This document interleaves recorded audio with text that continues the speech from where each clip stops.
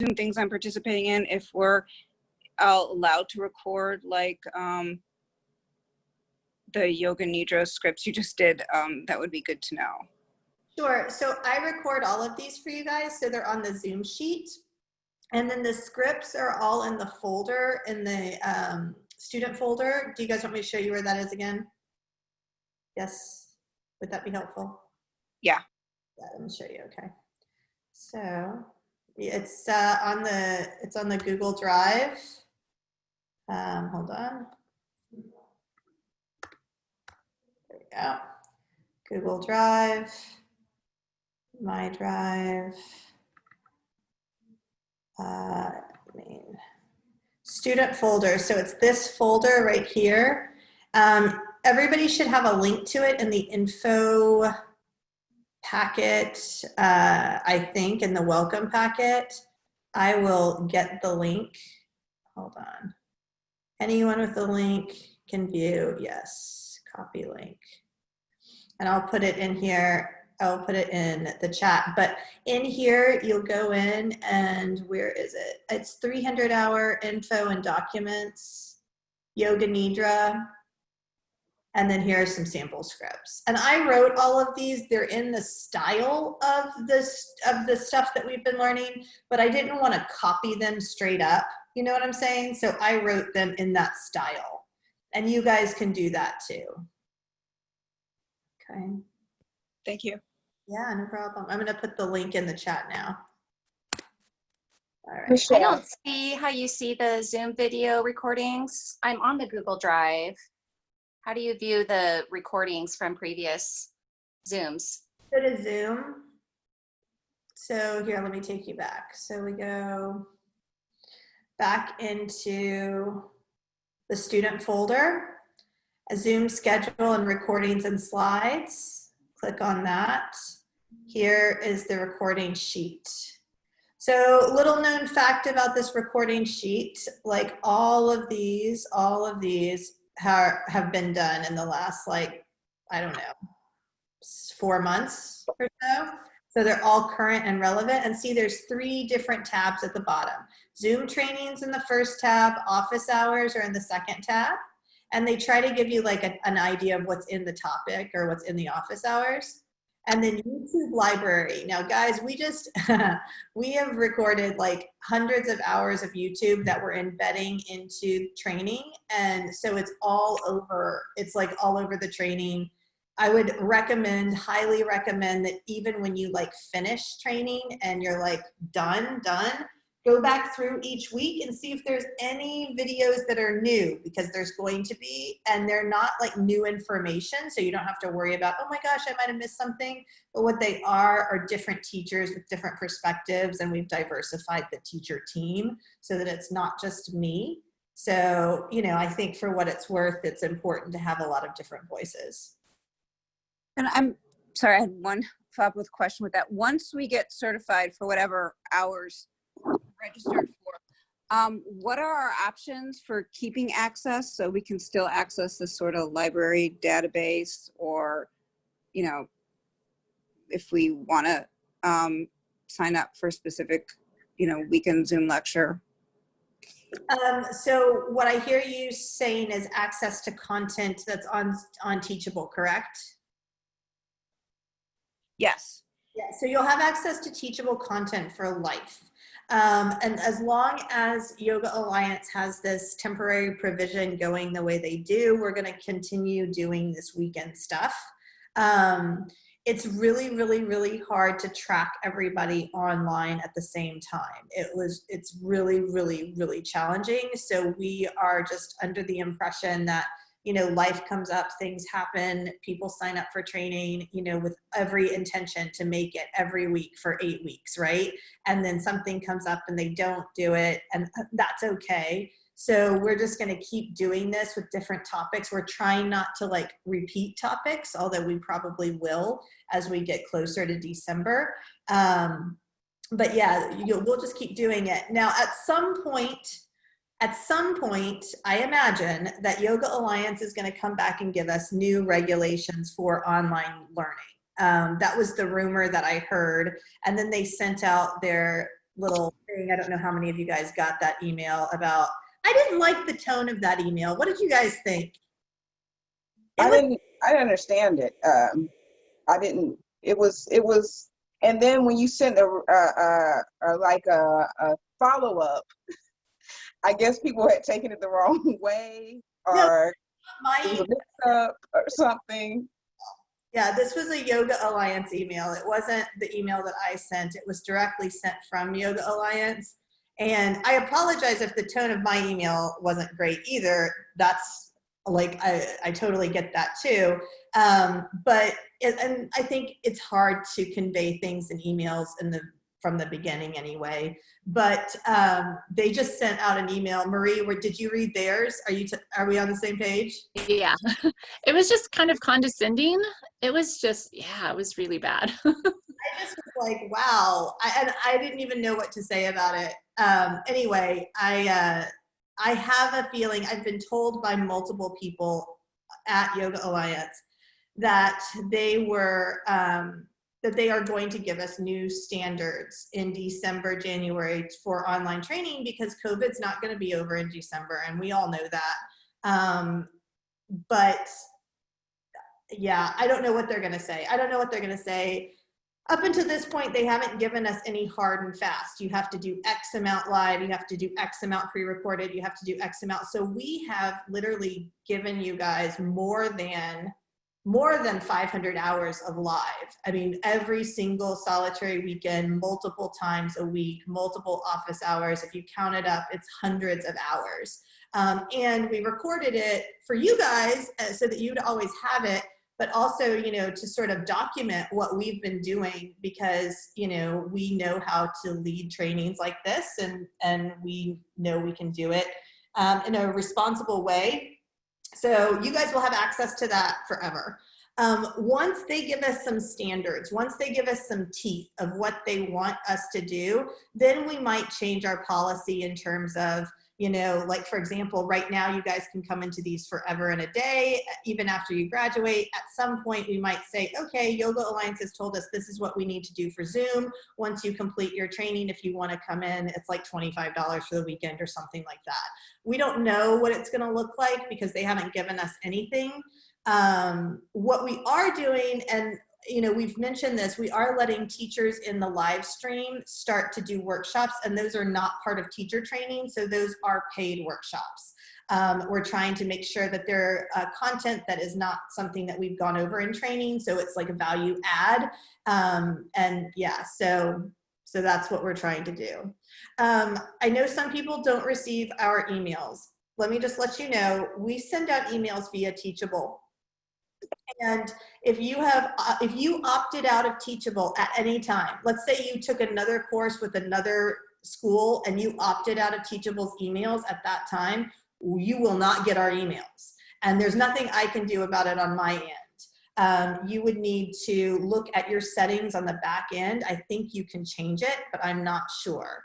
So yeah, I hope that helps, guys. Michelle, a quick question for you, and I think I emailed you about this, and I just kind of want to make sure, because I was able to print out the document, everything, the introduction paperwork. And I know it says 48 hours of Zoom lectures, and I think I emailed you about, because I had been watching the pre-recorded lectures and putting that down as my hours, as well as getting on the Zoom lectures. Is that something we can do, or do we have to do is there a separation and you can't combine the two? So we, again, only because we haven't gotten anything from Yoga Alliance, we had to create our own scaffolding. What does it look like to train online as if we were training in person, right? So I looked basically at what I would do for my schedule. And I would end up lecturing probably around like 48 hours. If you were in a studio setting with me, there would be about 48 hours worth of lecture. And then there would be about 40 some odd hours of actual asana practice, or like yoga nidra or meditation, something, but it's actual practice, right? And then there would be about 40 hours of your personal practice that you would do at home. And that's actually considered quote unquote non-contact hours, right? That you would do like spadhyaya, sequencing, stuff like that. And then there's like usually about 12 to 20 hours of like practice teaching that we do in a studio setting where everybody's doing it together. And now we've added that. You can sign up for practice teaching where you can get feedback in Zoom, right? And then there's your practicum. So that's how we came up with these hours. So in regards of recording then on the sheet, I guess what I'm asking is when I do the Zoom hours, like I did yesterday and today, and I've done before, and I also look at the pre-recorded lectures. Like in Teachable? I'm sorry? In Teachable? Yes, ma'am, in Teachable. Am I able to record all of that?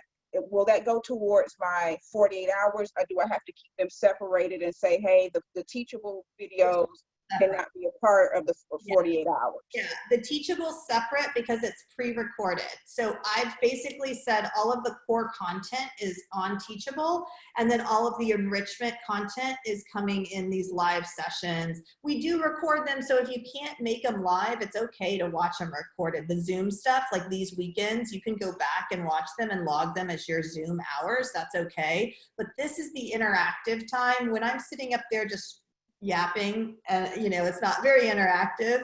So I mean, I know some people really benefit from that, but I think these are really, really beneficial. And how do I, with yoga nidra, because I have a fitness background, so a lot of times my yoga is more, I don't want to say fitnessy, but it's more strength related. How would could I implement yoga like in a small way, or is there a way to even do that? Sure, I think so. I mean, I don't see any problem putting yoga and nidra into anything and everything, I mean, you could easily integrate it into like a cool down. You could easily integrate it into, guided meditation. You could make it more like guided meditation. So yeah, I think you can do lots of different things with it. Okay, thank you. You're welcome, Lisa. Any other questions, comments, guys? Yes, Michelle. So like for today, how would we count it on our sheet? Will we count like practice hours because of yoga nidra that we did? Would we count that over there? We count this all as lecture hours. All is lecture, yeah.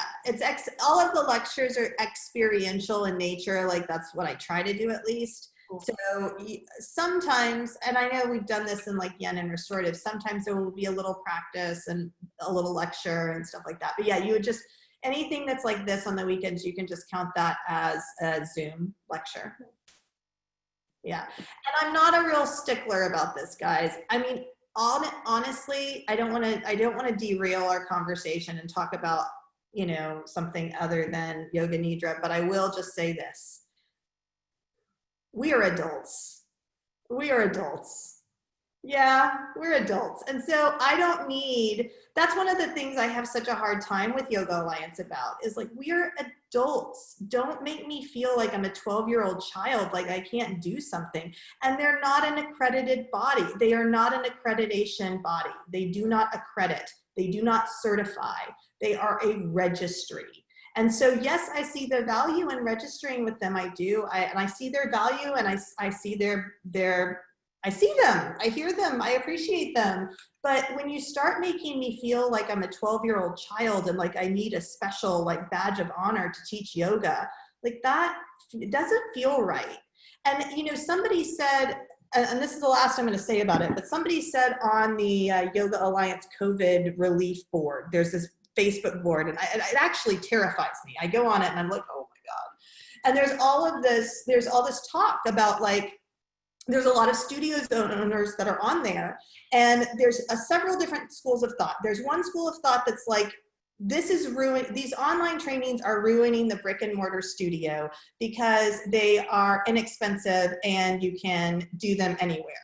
Or there's the school of thought that Yoga Alliance has ruined yoga because they have commercialized it and made it into a business. And I say both of these are true because we never should have been charging $2,500, $3,500 for yoga teacher training in the first place. It shouldn't have been like that. It shouldn't have been about money. And I know that some people might disagree with me, and I totally understand that yoga teacher training pays rent for a lot of studios. but can we reframe that? Can we teach yoga teachers how to work in multiple platforms? Can we teach yoga teachers how to work not only in a studio in an asana setting, but online and, in collaboration and in stuff like, My Vinyasa Practice, like some of the things that we're doing, like, come on, there's more ways to teach yoga. And when we put this like very high price tag on something that I really fundamentally believe is wisdom teaching, then we are overinflating a lot of trainings that aren't quality in the first place. And we're creating a commercialized industry around yoga, which I really would love to move away from. That's one of the reasons we're donation-based. My yoga therapy is donation-based. I don't charge you guys at all for yoga therapy. You guys can get on my calendar 100% any day of the week, and you don't have to pay at all. This is karma yoga. This is karma yoga. This is what we're doing. And so it burns me a little bit when I go on there and I see people yelling and screaming about like how online trainings are killing the brick and mortar and blah, blah, blah. I'm a brick and mortar too, guys. I haven't charged, what I started charging? My 200-hour in-person was $800.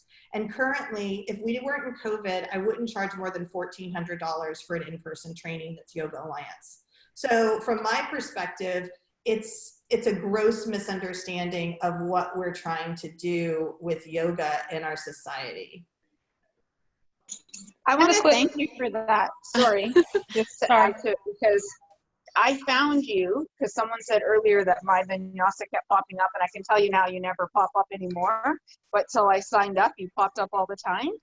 But one of my good friends is a yoga teacher, and she was doing online due to COVID. And she was charging $3,400. All my friends who went in town with her, whatever, it was like $2,500. And I said, I just can't afford that. And so they actually kind of questioned your program a bit because it was so cheap, and they thought it was not a good program until they started seeing some of the stuff I was posting. And they're like, holy crap. They're like, So just thank you. That's it. Well, and thank you, Crystal. I appreciate it. I mean, honestly, it really is about making it accessible. And if I was attached to this content and I said it was mine, then I wouldn't be willing to give it up so cheap, right? But because I know it's not mine, and the only thing I charge people for is facilitation. So I have staff that helps to facilitate. I have admin that helps to do the admin stuff. When we have a technical problem, we have technical people. So we're paying, people who pay to get into the program are paying for support, but they're not paying for the content, And right now, I mean, like I said, we have Shane, who is not on here today, but I love Shane. He's our copywriter, and he's going through and copyright and doing copyright work on everything that we have, so we can just continue to make it better and better and better. So, I'm definitely not poo-pooing any training. And that's one thing I want you guys to understand. To be a yogi, you have to see value in everything. Okay, to be a yogi, every training is valid. And that's one of the other things when I hear that stuff out there, when I hear people criticizing other people's programs, somebody like criticized Noah Mays because he was doing an online program. I'm like, guys, if you're criticizing other people's programs, you're not doing the work. It's not about you. It's not about you. It's never about the teacher. So just remember that, okay, guys? Remember, it's not about the teacher. It's not about me. It's not about My Vinyasa Practice. You guys go off. You take this stuff. You do you. You always have support. Most of you, we would love, everybody. We've got a job for anybody. You want to work? Come with us. We'll hire you. So, and hopefully over time, we will change the perception, not only of online training, but we'll be able to change the perception of what a yoga teacher can and can't do, and how much a yoga teacher can and can't make. We can really change some of that stuff. Thank you, Michelle. I don't know if can you hear me? Yes. Okay. I kind of along those lines, I wanted to share a resource. I think I sent it as I sent it in the chat, but it's a link to a once a week free eye rest that's done through the Veterans Administration. It's designed for veterans. But you were talking about, piping it through hospitals and making it very, very accessible. And, one of the cool things that the VA has started to do is to make that very available to anyone who's got a phone. So wanted to just share that with folks. Absolutely, absolutely. Yeah, so iRest is part of the VA's program right now, and that was, yeah, that's been a big thing for the VA. Yeah, yeah. Awesome. Any other comments, thoughts before we move on? Really quick. When it comes down to the 40 hours, does it have to be only the practices? Because like I do from different studios as well. Fine. That's fine. Yeah. Okay. I just wanted to make sure. Yeah. Thank you. That was all. Yeah, no problem. As we just want you guys in practice, that's another thing. I mean, that could be a whole other weekend, guys. We'll talk about business and ethics another weekend. But, you know, one of the things I love about IAYT, the International Association of Yoga Therapy, which we just got accredited with, hallelujah. But one of the things I love about them is they require a year of personal practice in addition to a year of teaching before you can start taking yoga therapy training.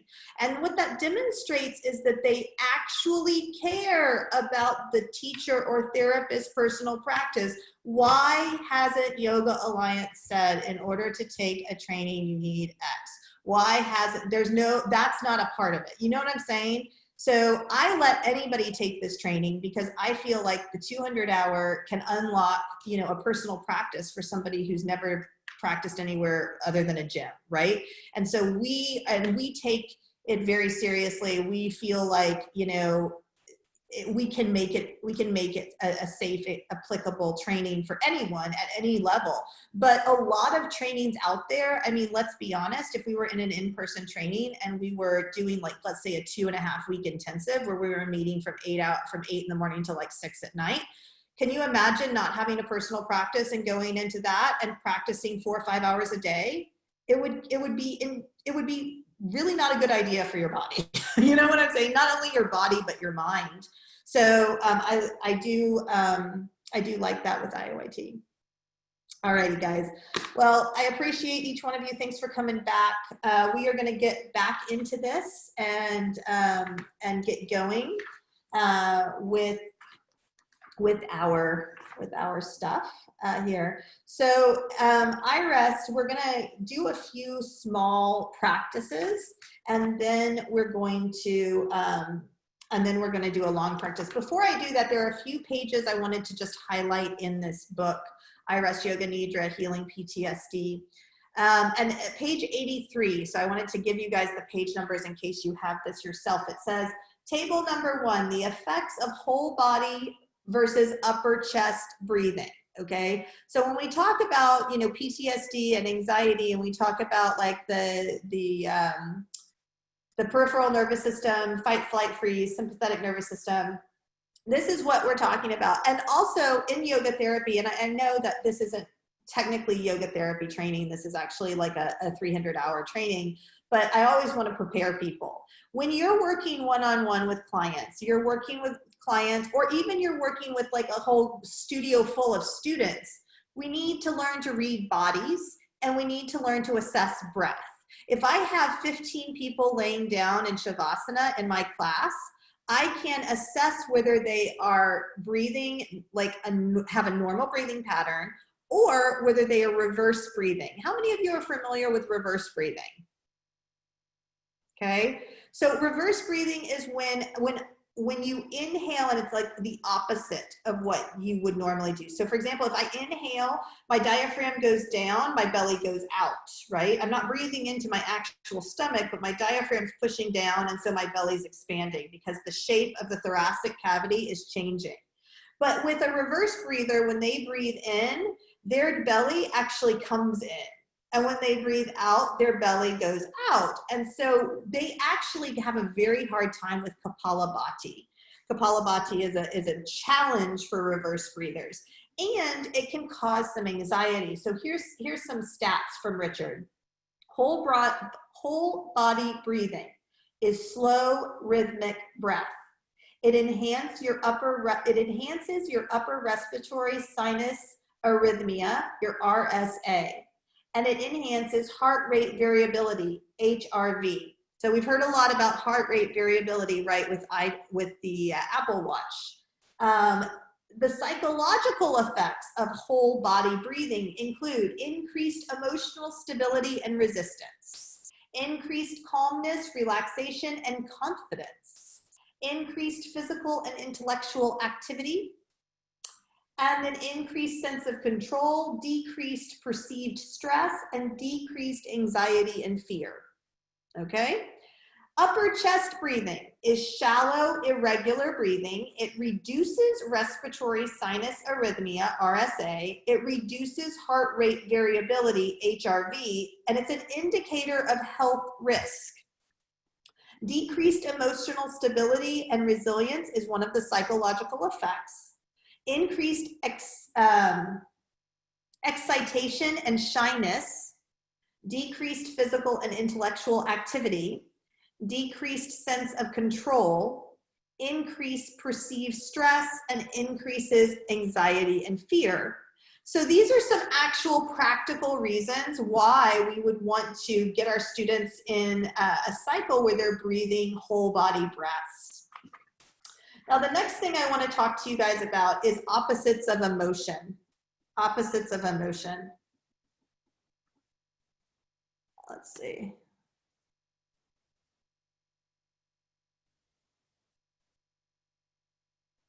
Yes, that's true. That last comment is true, yes. So write down the opposites of emotion. So basically on page 108, Richard has the following emotions, and he wants everybody, it's like, basically this is an exercise you could do in your journal, right? And if you want, I can take a picture of this page and I can like post it in the chat if that would be helpful.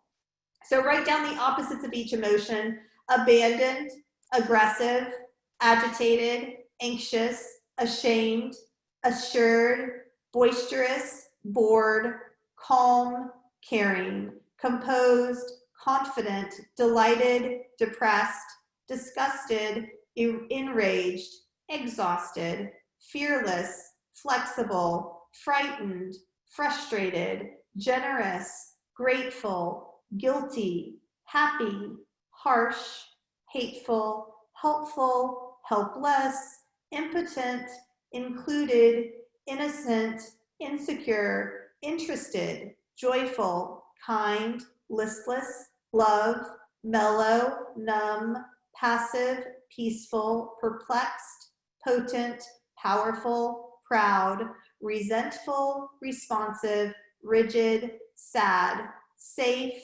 satisfied, secure, sensitive, shy, sneering, suspicious, tender, threatened, tolerant, trusting, unafraid, uncaring, ungrateful, unhelpful, unreserved, violent, vital, vulnerable, and worried. And so the idea is that by doing journaling around opposites, that you begin to start to develop an ambidextrous quality in your cognition, right? So rather than only going to the things you always go to, right? I always go to shyness, I always go to unhelpful, I always go to vulnerable, blah, blah, blah, blah, blah. You can now start to bounce between the two with more effort and ease. Okay, so we're gonna create, let's see, hold on, let's see, let's see where I've dog-eared it. So we're going to practice first. Now I'm not gonna practice body sensing or breath sensing. It's hard to practice in a group on Zoom like this. I'll tell you a little bit about it, breath sensing, and let's go back and look at the cycle of IRS Yoga Nidra. So breath sensing and body sensing are very similar in terms of the way that we go about doing them, and they're up at the top. So let's say we're doing IRS Yoga Nidra, and the first thing is a heartfelt mission. Richard and I sort of agree in terms of what everyone's heartfelt mission is, but he doesn't project it. I don't either. We all want to be connected to creator is my perception of the world, right? So that misperception that we're not connected to creator creates more suffering because it creates more separateness. So what is your heartfelt mission? Is it peace? Is it contentment? Is it oneness with universal consciousness? Whatever it is, it's totally fine. That's your heartfelt mission. And then your intention and your inner resource follow that. So heartfelt mission, heartfelt desire is what he uses. The word intention is also called heartfelt desire. And then inner resource. So your inner resource is a place where you feel safe, contained, you know, you feel resourced, you feel good, you feel love, compassion, contentment, well-being, a sense of well-being. And then Richard does body sensing. Now body sensing, guys, it's a pretty way out practice. When he does it with you in a group, and again, I highly recommend experiencing Richard at least once in your life. But when he does it in a group, he literally has everybody like stand up and close their eyes and say, let your arm move where it wants to go. So like really, I'm just sitting here and I'm like, oh, well, does my right hand want to go up? I guess my right hand wants to go up. And so then you just start like moving like very, very organically. So you might try that, you know, like on your own, you know, like if you were standing in the middle of the room or like on your mat, what does your body want to do? Not what are you going to tell your body to do? What does your body want to do? And then breath sensing is similar, but he does a lot of like visualization and Kapalabhati. He really loves Kapalabhati. He could do Kapalabhati, I think, for hours and be totally happy with it. But when he does Kapalabhati, he actually brings visualization into it as well. And so he'll like do Kapalabhati with visualization and mudras, where you start in like Muladhara chakra. And as you're doing the Kapalabhati, you're like, you're palpating the Muladhara chakra like a ball of energy, and like you feel it. It's really fascinating. And then he moves up to, you know, the sacral chakra, and then he moves up to, you know, solar plexus. And you're always palpating, and he gives you some colors and some visuals. And so that's body sensing. And then he goes into opposites of emotions and opposites of feeling, or sorry, opposites of thinking. So that's what we're gonna do today. We're going to, first of all, let me get just a consensus. Does everybody have an inner resource? Does everybody feel like they could identify an inner resource, or does anybody need to go over how to do that? Could we go over how to do that? Yes, please. Sure, sure. So developing an inner resource. So let's see, hold on. Let's go back over here.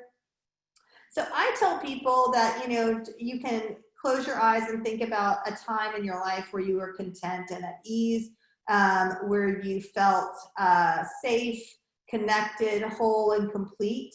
And then, you know, visualize that place. Well, was it, you know, a beach? Was it a mountain? Was it a, you know, a field? Was it, you know, like your grandmother's kitchen? Like whatever it is, you can go there and create that picture of that inner resource. And so I'm trying to find an exercise real fast so that we can do it. Oh, here we go. So I'm going to go ahead. Let's see here. Hold on. Okay. So we'll start with the inner resource. Okay. So I'm gonna give you a few tips and tricks, and then we're gonna do an exercise with it. So if you have a journal, you can ask yourself these questions, and this is gonna be to help you to find your inner resource. So in your, Michelle, what page is this? oh, 56, Eva. Thank you. So in your journal, write down your answers to the following questions. Your answers make up your inner resource. When I feel a sense of well-being, peace, or ease of being, where and how do I feel this in my body? Okay. So after you write down the words and phrases that make up your inner resource, take time to sense how each word and phrase rings true in your body and mind. Then arrange them in order of importance to you. You might circle one or two of the words or phrases that feel most important to you. Repeat these words and phrases several times to embed them into your memory as prompts that represent and activate your inner resource. So here are some words that he gives us as an example: secure, connected, at ease, comfortable, content, still, clear, grounded, peaceful, expansive, open, safe, stable, balanced, resilient, flowing, well-being, and being. As you consider your inner resource, write down any negative opposites that may arise. You'll learn in detail how to work with these negative opposites later. Then during your practice of iRest, as well as throughout your day, consider and affirm your inner resource as your inner felt sense that you take to be true. Allow your inner resource to be your trusted friend that accompanies you on every step of your journey through life. So inner resources might feel like felt senses of inner feelings of security, safety, strength, ease, and well-being.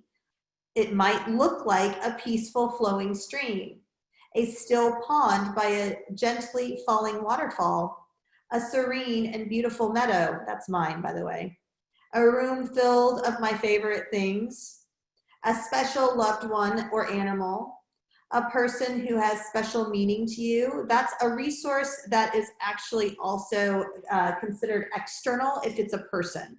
So inner resources are internal felt senses. External resources are like guides or like spiritual guides or like avatars or like people that make you feel connected and calm. A symbol that has special meaning for you. Okay, so now we're gonna do the practice. So you can find your way to a comfortable seat. All of these practices are gonna be just seated sort of meditations, okay? So sit or lie down in a comfortable position. With your eyes gently opened or closed, allow your senses to open to the sounds around you. The sensations of your body touching the surfaces that support you. Sensations in your jaw, ears, eyes, forehead, and scalp, the back of your neck and shoulders. Open to the relaxed heaviness of your arms and hands, the gentle rise and release of your abdomen with each breath. The sensations in your hips, legs, feet. The sensations of your entire body without thinking, just being with the sensations in your body. Now bring your attention to your inner resource. Allow your inner resource to emerge as a felt sense within your body, sensing feelings that you associate with being secure and at ease. Feelings associated with a felt sense of well-being.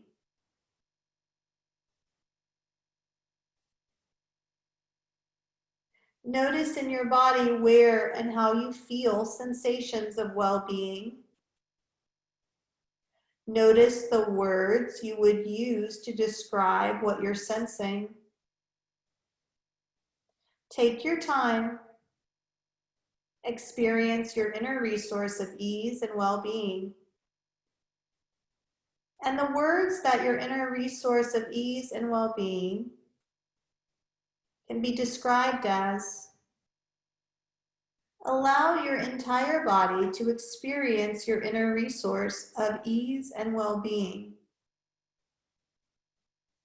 Affirm to yourself that you can return to this place of well-being at any time during your life, in your day-to-day activities, whenever you feel the need to feel secure, calm, at ease, and the feeling of well-being.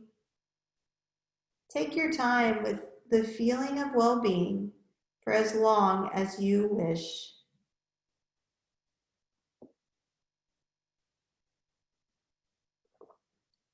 When it feels right to you, allow your eyes to open and close several times while also maintaining the felt sense of your inner resource of ease and well-being. And as you're ready to return to your eyes open waking state of consciousness, allow your eyes to remain open while continuing to feel your inner resource. Allow your body to stretch and move as you continue to welcome the feeling of secure, at ease, and the sense of well-being, affirming to yourself that you can return to your inner resource at any moment, anytime you experience the need to feel secure and at ease. Anytime you feel the need to experience your inner felt sense of well-being. So one of the things I love about Richard's work is that, and I'm sure it comes from his work as a psychotherapist, you know, he'll take you into meditation and then there's always an integration part where you open your eyes and maintain that feeling. So you're bringing that feeling from your closed eyes state into your waking state, which is an important thing. We want to bridge the gap between unconscious and conscious, right? So how was that for you guys? What did you think?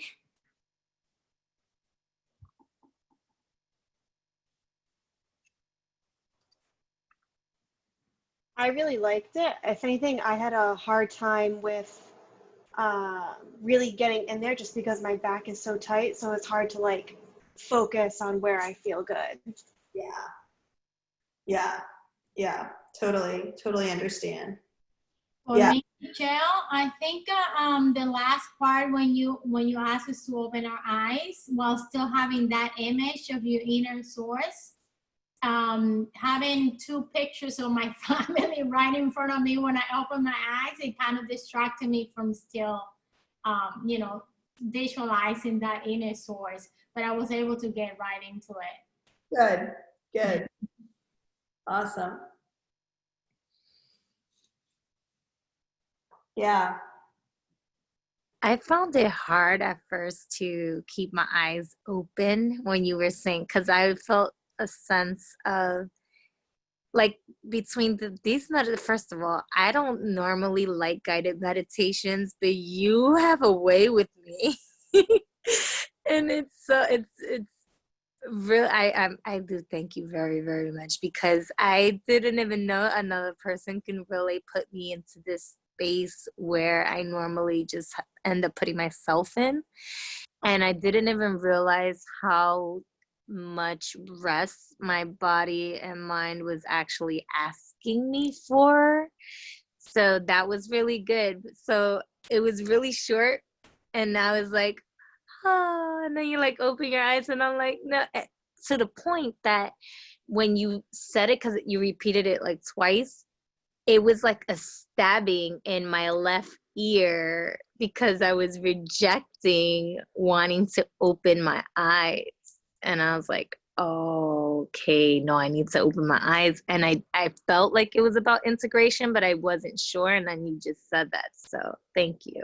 Yeah, no problem. I feel the felt sense of well-being. It's very similar to the felt sense of anxiety. Did anybody feel that? It's very similar to the felt sense of anxiety because it feels like this radiant sense of well-being, but when it's framed as well-being, it feels expansive. It feels, you know, timeless. It feels, you know, open. But when it's anxiety, it feels like almost crushing. And so that's what comes up for me. Is it has a similar feeling to, and there's a song, a pop song out right now that says, sometimes the butterflies feel like, if you guys know the lyrics to this, will you let me know? Sometimes the butterflies feel like, it's the Halsey song, I think. It's like the butterflies feel like something good, bad feels like something good is basically what she's saying. You know, do you guys know that song? Anyway, when I heard the lyrics, I was like, that's true. They sort of feel similar depending on the situation. All right. Any other thoughts or comments before we get into another practice? Yeah. Go ahead. Go ahead. Okay. So that like felt sense of well-being that like I've kind of already keyed into that before I even started the yoga. And I get it really hard, like if I am like deep within nature, like looking at a beach. So I've kind of already keyed in on that. So whenever you were wanting us to like imagine a place that we felt, like I could either key in on the feeling because I already knew what it was and not have to have an image, or I just cycled through different images of where I'd already noticed that. Like, is like, could I just focus in on the feeling since I don't need the image? Because I've already, okay. That's what I do. So Jasper. Jasper. I thought you were Jasper. I'm like, it Yeah. always confuses me with the names. Sorry. But no, it's okay. So what I do is I use my visual when I'm doing work with aspects.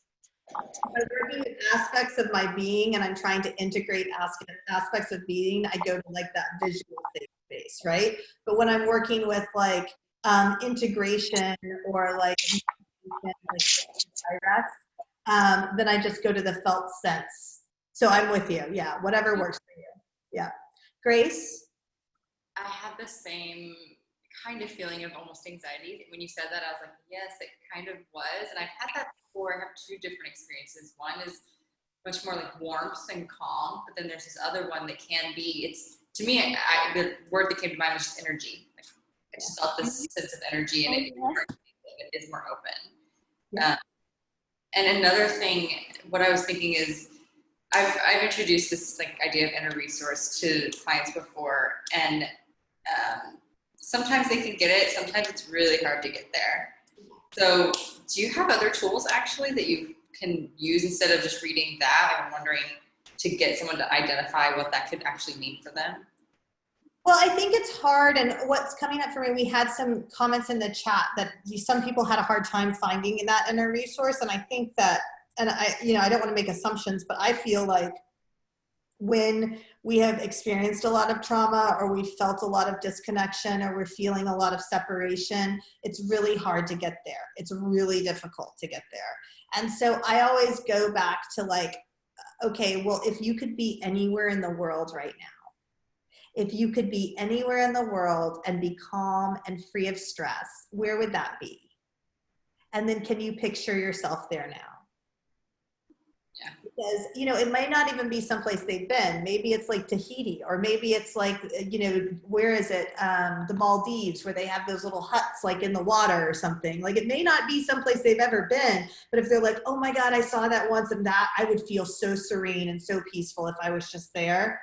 Can you make that place in your mind and then feel like, sit there, sit on the beach in the Maldives, feel the sun beating on your skin, feel the warmth of the sun, feel the sand beneath your feet, feel the water lapping on your feet. What felt sense do you have in your body right now? Yeah, you have to really create like an experiential relationship with it, I think. But yeah, I, in fact, I've told Grace, I know this, but I've told you guys too, I think a couple of you, that I will work with this stuff when I really am anxious, like if I am anxious. So like if I have to go and do something or see somebody that I don't want to see, especially if it's like trauma, there's trauma around it, right? I'll be driving there and I'm like, okay, I feel anxiety in my chest. Where do I feel anxiety in my chest? Now, can I feel well-being someplace else? Oh, I can feel well-being in my toe. They feel very similar, by the way. And then you just move back and forth and try to like neutralize. So the felt sense of well-being, once you get it and you really get a hold of it, you can use that to neutralize like anxiety, fear, depression, stuff like that, because that's the opposite of it. What is the opposite of fear? Well-being. What's the opposite of depression? Well-being. What's the opposite of, like anxiety? Well-being. So it's a nice go-to when you get it. It's basically like introducing, sympathetic nervous system and trying to bring yourself to that. It's another word for it, another way to calm. So yeah. Okay. Grace, do you mind if I give you a shout out real quick? Go for it. This is Grace Secker. She is our therapist. She teaches in our yoga therapy training. She's also getting certified in yoga therapy to complement her license. But, you know, she's always around. And so, you know, as we are navigating through everything that we're navigating through COVID, we're navigating through other things. If you need a resource, feel free to reach out and I can pass her information along. Thanks. Thanks, Grace. All right, I've got some people with raised hands and we're gonna try to tick along pretty quickly, but let's go ahead. And Lisa. I think because I have anxiety and OCD and things of that nature, and when I talk to my therapist, everything has her, we're doing like cognitive behavioral teaching, or she's working with me with that. Sure. And so when I was doing that and just listening to your voice, anytime I'm not able to think of anything, anytime I can specifically clear my head and not think of anything, is a very rare moment for me. Yeah. Because with the looping of thoughts and the obsessive thoughts and things like that, that wears me down daily.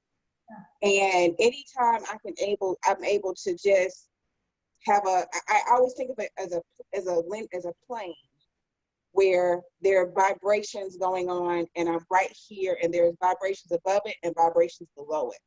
And if I can hone in on that and think of that only, which is what I tried to do when I was in a better seating position because it was hurting my back at first, I found that I actually felt like my brain loosened.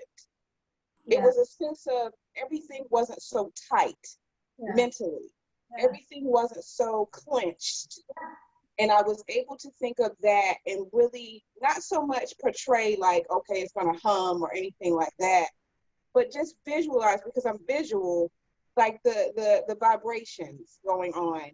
And I was able to just tap into only that. And that's very rare for me. So I really appreciate that. It was a great experience to not have so much on my brain and to really just think of one thing and one thing only. And it's nothing that I can control or that I'm trying to control, but it's just something that sits right there. And it was a really good feeling. And I appreciate that.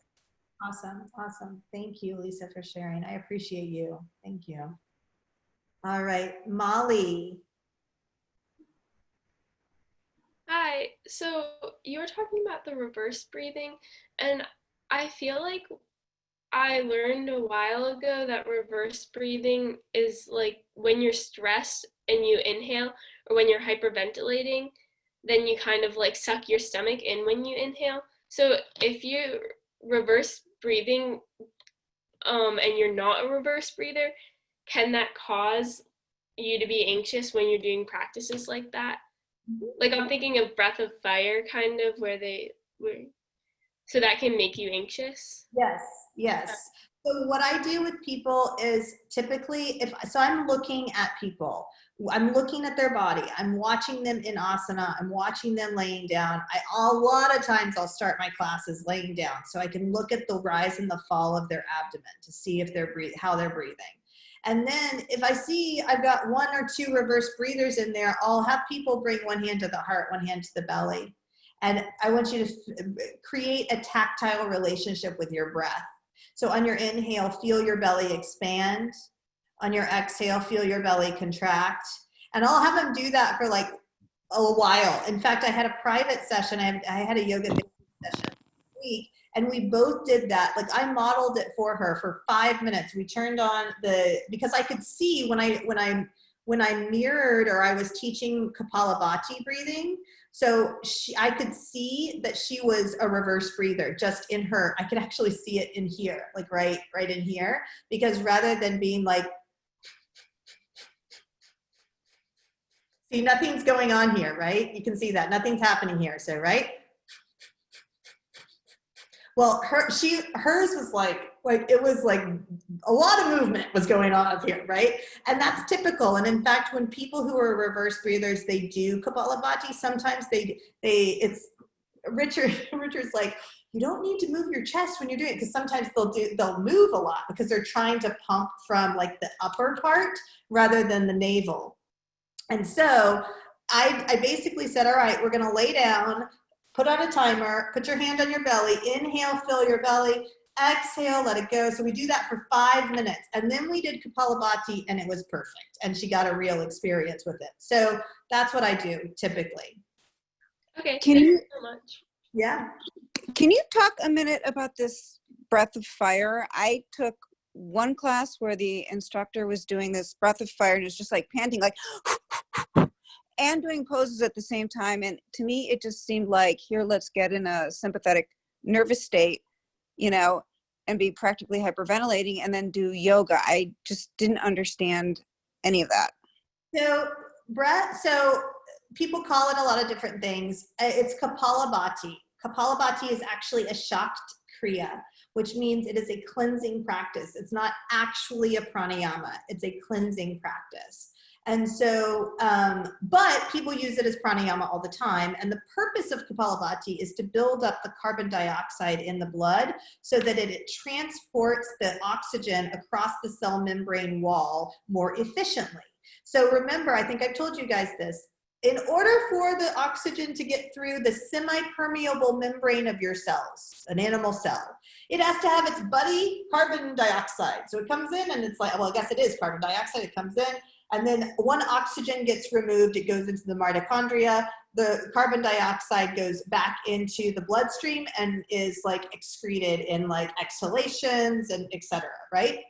So we need carbon dioxide. We don't need only carbon dioxide, but we do need some carbon dioxide. And so when we breathe up here, we have a high concentration of oxygen, low concentration of carbon dioxide, which causes anxiety. It's my husband and I joke about like airplanes, how they give you oxygen in the event of like a crash landing or something. It can actually like cause people to be anxious. It's very interesting, like the whole reason that they do it. But so if we have too much oxygen in our blood, we actually are like a little bit wired, right? We need that perfect balance. And so I teach Kapalabhati super slow, like really slow. So this is how I do it. I say, take a passive inhale and then push it out with your navel through your nose. Inhale, inhale. Feel your belly expand each time. Inhale, inhale. And then, so now we've got sort of a rhythm. So now we can do it a little faster, right? So passive inhale, forceful exhale.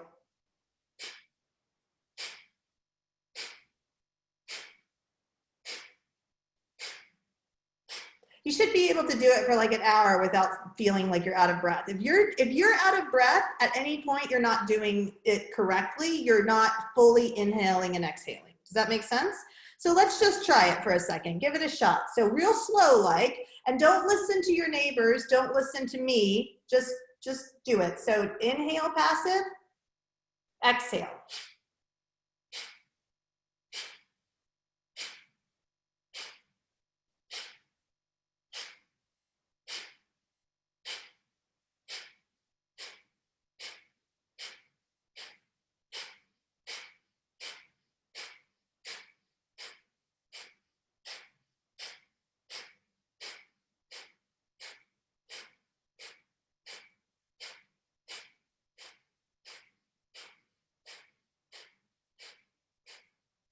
So stop for a second, but most of us could have kept going, right? You had a good rhythm to it. You could have gone for a while.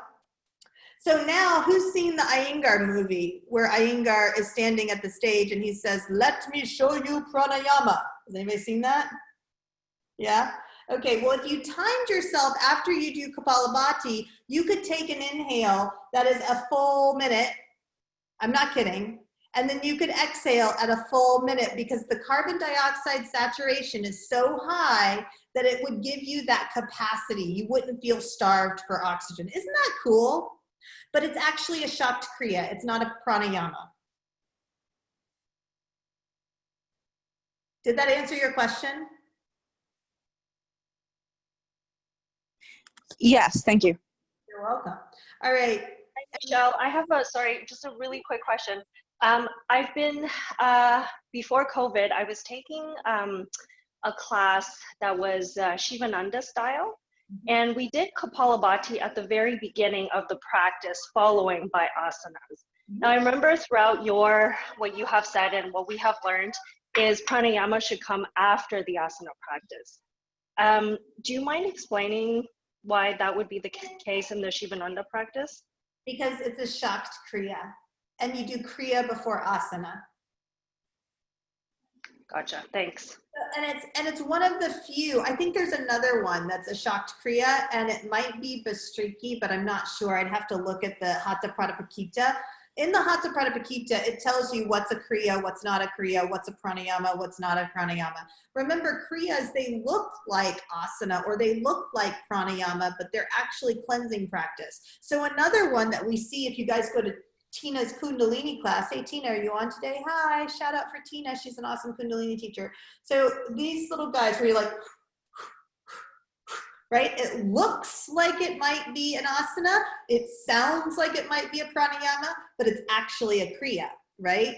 And those are what we do before we do asanas to help to align the energy in the body before we start practicing. Hey, Michelle. Yes. Can you clarify? So I just would have thought any breath work is pranayama. So you want to know why? Yeah. Yeah. Because you can't do, well, you can. Okay. So we're about to have like a really long pranayama thing for module 1 of yoga therapy, which everybody can come. So it's going to be like 5 days or 6 days of all pranayama all day long. Should be fun. It's in October. But basically the rule of thumb is pranayama can be put into ratios. But okay, so remember, like inhale, retention, exhale, suspension, right? So there's 4 parts to the breath, yeah? Inhale, retain, exhale, suspend, 4 parts. But with Kapalabhati, I can't do that. I can't go,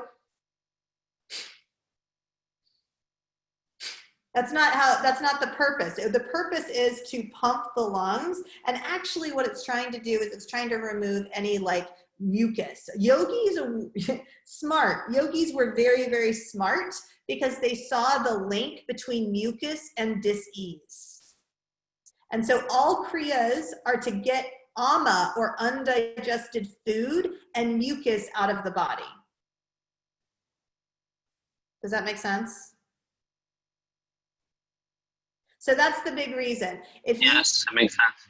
Yeah, so doing Kapalabhati, you're basically, you can't do it in ratios and you're doing it to cleanse.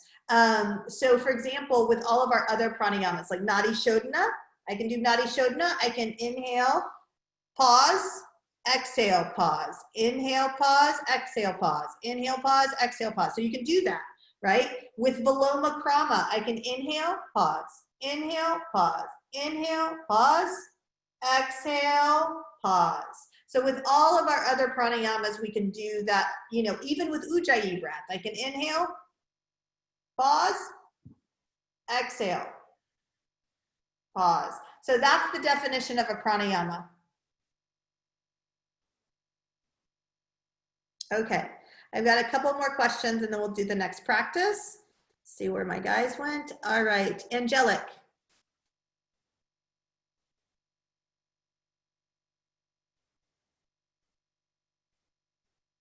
Katie? Hi, I've been wanting to ask this question since yesterday. I keep forgetting. My question is more about writing our own yoga nidras. I understand that there's a framework, there's a Panchamaya Kosha system, you know, there's steps. And maybe not so much with IRES because it's more branded, but like how much creativity do we have when we create our own is my question. I think you have as much as you want. Like a lot of people will integrate like chakra visualizations in there. I think you have as much as you want. What keeps coming up for me sort of over and over again is that Yoga Nidra is a really powerful tool. It's a very powerful psychological tool. So I always err on the side of caution. Like it's sort of like what I said yesterday, it's not my job to dig into your BS, right? Like I'm here to hold space for you, not to like get you to bring things up. So be careful with that, right? You know, I told the story yesterday about doing yoga nidra, and it had a cat in repose, right? That was the yoga nidra I was going to do. And the woman told me, I mean, honestly, in transparency, it was a really horrible experience for me as a teacher and for her, because she's telling me about her trauma around a cat, and it was extremely traumatic. And then in this yoga nidra, there's a cat there. Well, if I had a group of people and I hadn't known that, you know what I'm saying? Like I would have just said cat in repose, and she would have like had a reaction to it. So we do the best we can, but sometimes some things are unavoidable, right? Thanks, Katie. Belinda. Hi, I have a question about the reverse breathing. I never heard that term before, and I remember when but it always stayed with me. The very first time that I did yoga, almost 2 years ago, the teacher was, you know, walking us through this breathing exercise, right? And the moment she mentioned inhale and feel your belly rise, mine was falling, was deep, and I'm like, oh my God, I'm breathing wrong. You know? And then ever since then, I kind of train myself consciously, being aware of it, to do it, you know, as you breathe, your belly rises, as you exhale. It cost me a little bit, but it got me there. But I never knew that it might have been that maybe I was a reverse breather before, right? So is that something that can be trained from being a reverse breather into? Yeah, so I just tell people every day to spend 5 minutes or so at the beginning of the day, you know, maybe at the end of the day, consciously belly breathing. Conscious, put your hand on your belly, one hand on your heart. Feel it as a tactile sensation in your body. Yeah, it cost me a while, and it's been, you know, I'm always, every time I go to the mat for the breathing exercise, and I'm always aware of it, and I never knew that that's what it was. So thank you for that. Yeah, no problem. Amazing. Okay, Eva, last question, and then we'll go on. It's actually not a question exactly. I deal with this all the time because I'm a voice teacher, and it's shocking how many kids, because I'm teaching them in middle school and high school, are reverse breathing already, right? When they just knew how to do this when they were little kids. But life has already reversed that and caused them anxiety. And then I have, you know, frequently, like what are some of people's biggest fears? And one of them is public speaking, performing in public, yet they're in voice lessons. So, you know, they want to do that or something like that. They want to be able to sing, at least for me and for themselves. But this shallow breath, they have no access to that, right? They cannot access the whole rest of their breathing apparatus. And it is absolutely reversible very quickly, just to bring them into awareness of that. And even in those few minutes before they're going to perform and they're freaking out, and teaching them, all right, let's just rub your hands together and pay attention to the belly breath, or put one hand on your low belly and breathe so fast. And then it completely calms them down. It's a tool that I've taught my own kids to use just in the moment, right before a test, feeling anxious. And you can absolutely shift your experience really quickly, and it's awesome. And I wish I knew it younger for my children, right? And myself. Anyway, that's it. Thanks, Eva. No, I appreciate that. I think that's a really important, you know, like thing to note, is that a lot of people do reverse breathe. Let's normalize it. That's another thing that we can do as yoga teachers, right? We can normalize things. You know, a lot of people have these experiences. These are shared human experiences. So yeah, great, Eva. Thank you so much. All right, guys, in the interest of time, we're going to go on and move forward. So now go ahead and we'll find that comfortable seat again. And we're going to be welcoming the opposites of feeling in this practice, okay? All righty. All right. Page number? Hold on, Eva. I was going to do one, but I think I'm going to do another. Hold on. Page 113. 113. All right. Repeat again, 113? 113, yes, sir. Thank you. Okay, so finding a comfortable seat. Allow your senses to open to the environment and sounds around you. The sensation of air on your skin. The sensations where your body touches the surface that's supporting you. Scan your body and release any unnecessary tension. Relax and let go into being at ease throughout your entire body and mind. Bring your attention to your body and welcome your inner resource, your felt sense of well-being, ease, security, and a feeling of being grounded.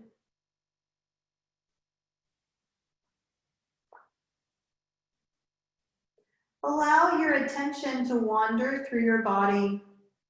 Be aware of and welcome feelings that are present.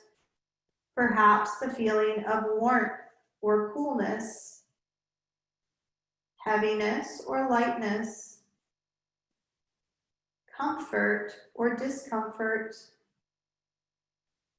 feelings of tension and of being at ease. Without changing anything, simply welcome feelings that are present just as they are.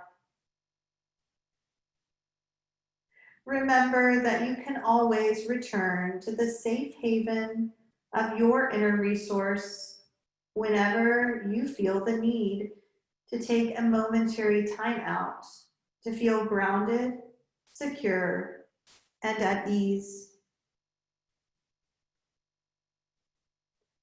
Locate and move between opposite feelings. If you're sensing warmth, find coldness. If heaviness is present, sense lightness. If comfort, sense discomfort. If tension, sense ease. Without going into the thinking, just experience the feelings that are currently present. Then come back to the original feeling, and then feel its opposite again.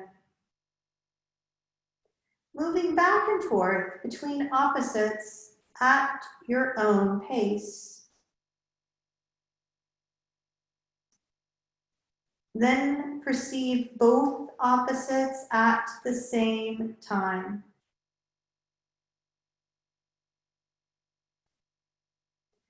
Experience how perceiving opposites at the same time acts on your entire body and mind. Not with the thinking mind, just sensing. Just experiencing. Now move between feeling your inner resource and experiencing opposites of feeling. Feel your inner resource, then an opposite of feeling. Then go back to your inner resource, and then the other opposite of feeling. Move from one experience to the other. Inner resource to feeling, to inner resource to feeling. Now experience everything simultaneously. Your inner resource and both opposites of feeling. Feel how this affects your body and your mind.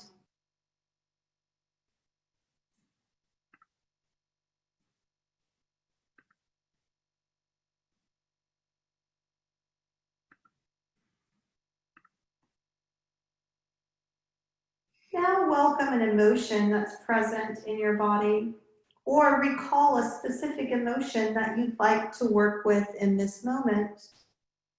If it's helpful, you can recall a memory that invites that emotion more fully into your body. And if no emotion is present, this too is your experience. Everything just as it is.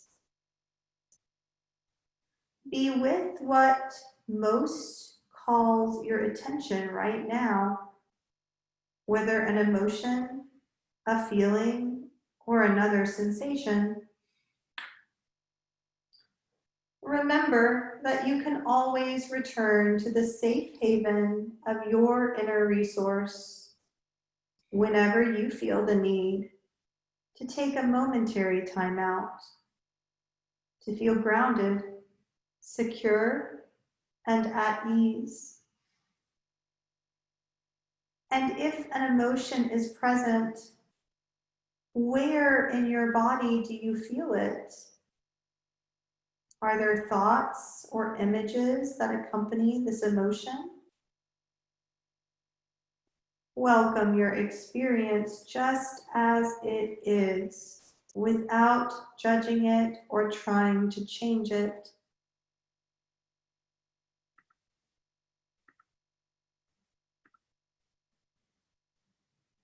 While sensing this emotion in your body, imagine a door opening and your emotion walking into your awareness. What does your emotion look like? What's its form? Does it have a shape, or is it shapeless? Is it an animal, a plant, a mineral, or a person? Welcome your experience just as it is, however it is. Invite it to stand or sit down at a comfortable distance from you and ask, what do you want? What do you need? What action are you asking that I take in the world? With each question you ask, imagine yourself as the emotion speaking its answer back to you. Take time now to ask these questions and hear their response.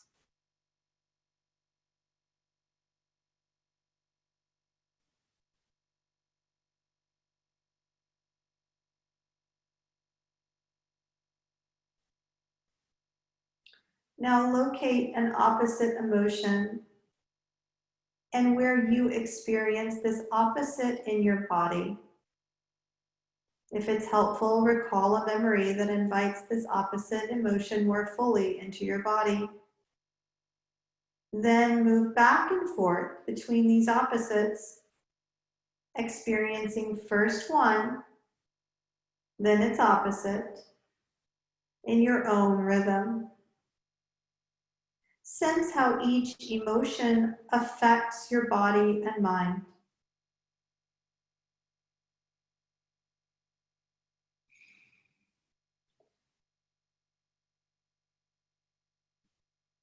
Now sense both emotions simultaneously. Sense how this acts on your entire body and mind. Move between experiencing your inner resource and experiencing opposites of emotion. Inner resource, then first one emotion, then its opposite, moving from one experience to the other.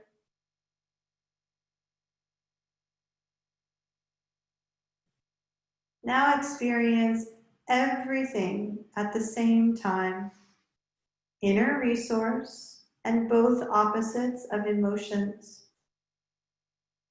Feel how this affects your body and your mind.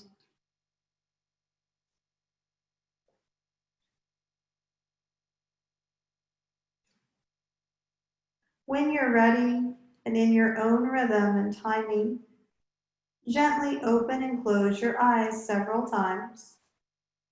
Bring your attention to your surroundings while sensing deep relaxation, ease, well-being, and peace throughout your entire body. Affirm to yourself that as you go about your daily life, talking, walking, eating, working, playing, and even sleeping, sensations of deep relaxation and well-being are accompanying you in every moment.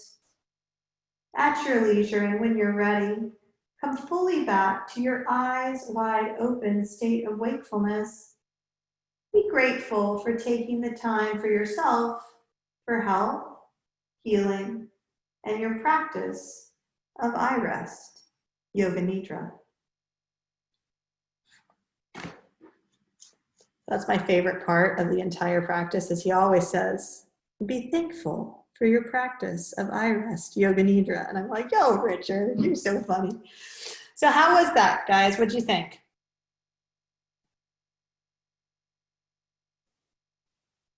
Can I talk? Yeah. Okay, so I thought it was very powerful. When I was thinking of the emotion of sadness, like I imagined this swirling in my stomach was what I felt, like almost like a toilet flushing, you know, going down. It was weird. And then when I went to happiness, I felt it like in my chest and like the back of the top of my head. Mm-hmm. And then when I was doing all three, I just felt calm. But then like as we were waking up, like a tear came down my eyes. Like it was just really powerful. Awesome. Yeah. Awesome. Thanks, Dottie. I appreciate it. Anybody else? Yes, Faith. So I noticed that my back and my hip was hurting a lot, lower back and hip, which I'm very familiar with what's going on. My hip did release, but my back just got more tense. It's like it's easier for me to recognize sadness and be there than it is to go back and forth. I'm stuck over here and my back is sore. That's kind of what it was for me, but appreciate it because it's eye opening. Yeah. Body informs us. Yes. Yeah. Wow, my back is just like, but my hip release. Good. Good. Thank you, Faith. I appreciate you. Yes, Elise. Hi.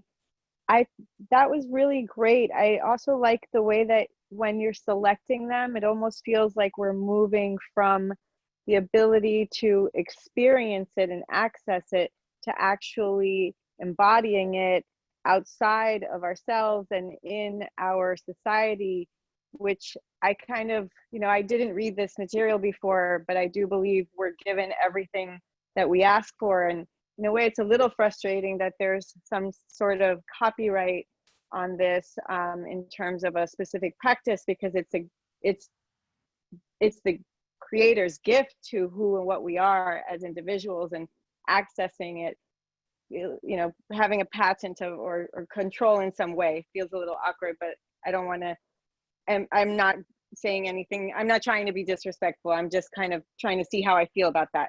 But overall, I used to do what I would call these walking meditations, so that I needed to, going back to our comment earlier about God watching, I think some of us start to become fearful like that. Is it related to Big Brother, conspiracy, everything that's going on in the world?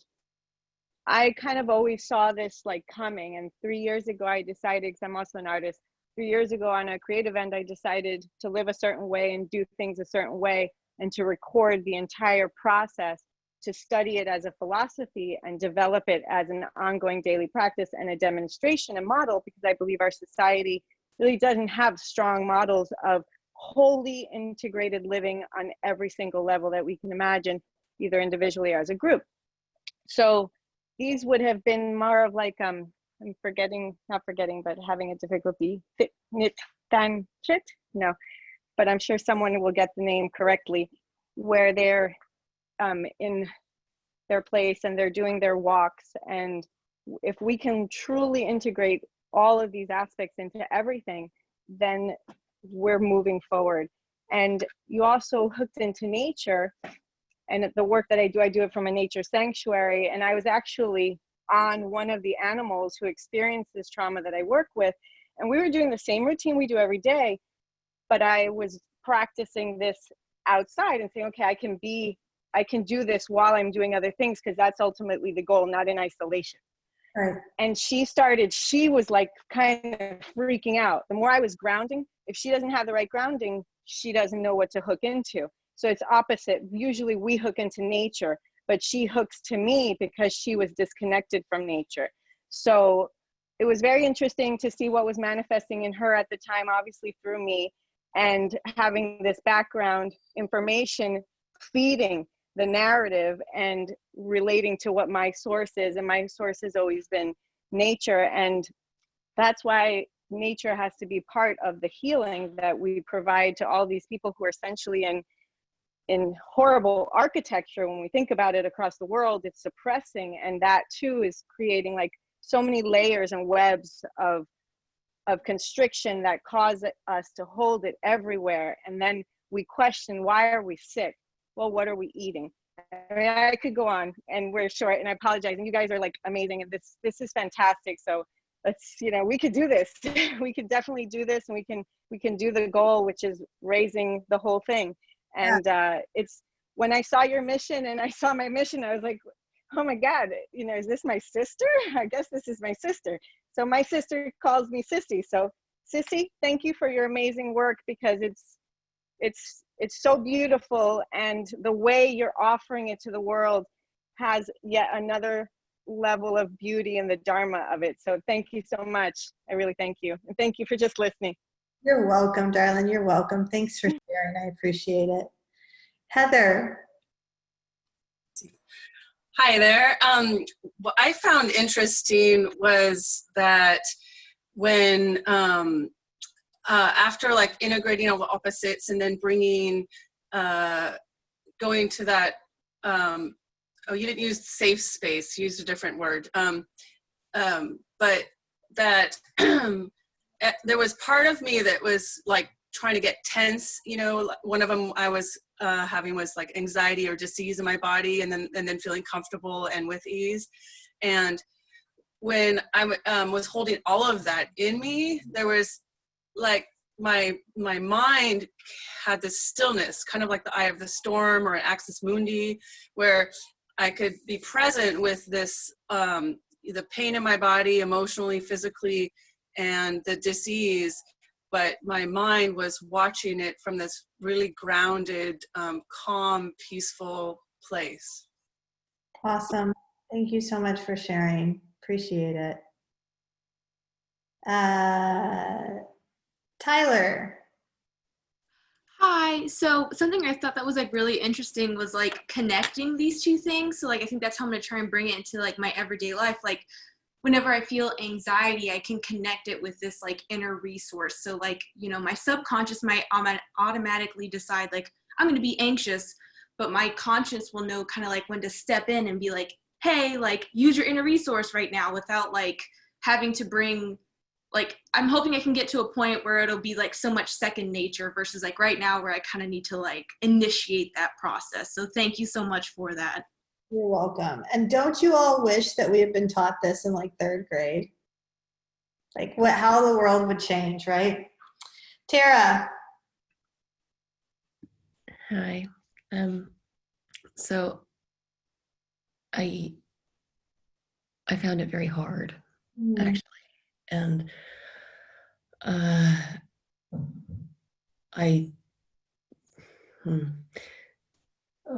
not relaxing. And I think partly it's just because, it hasn't been the best couple of days, and there's some things that are feeling pretty raw right now, but I was doing it, and I was really struggling to catch on to concepts or phrases that I just felt like it wasn't cueing me where I was at today. And as a result, I was dealing with feelings of anger and frustration because I didn't feel present in the moment in the way that I felt like on another day maybe I would be.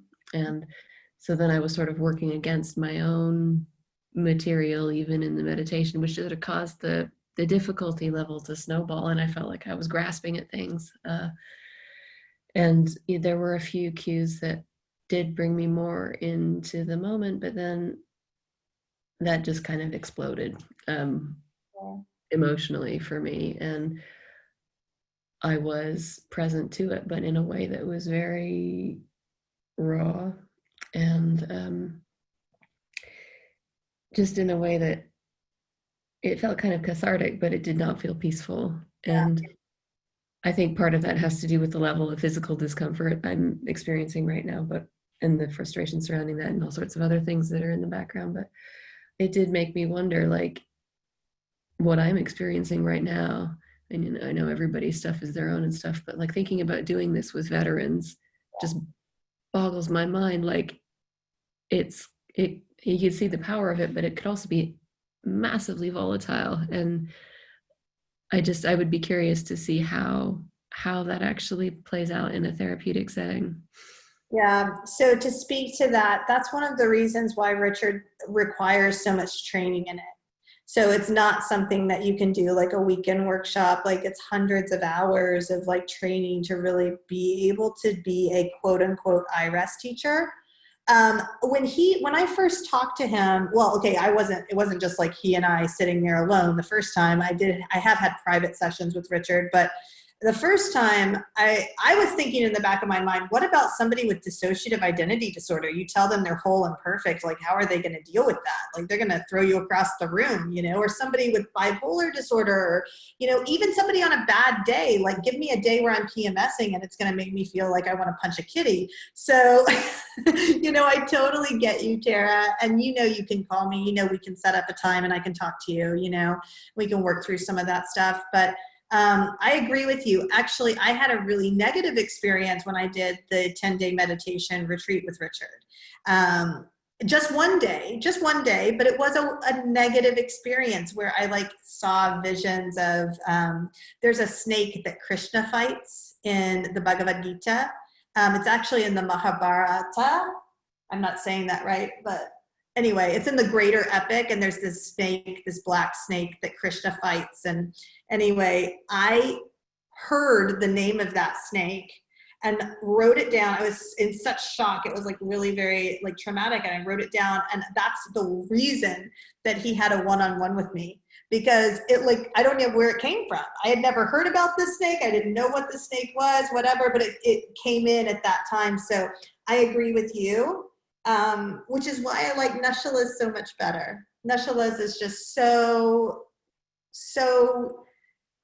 it's the least activating of all of them. Thank you for sharing, Tara. I appreciate you. And thank you to everybody in the chat, which has been very, very sweet for the last couple of minutes. Thank you. Awesome. Beautiful. Mary Beth.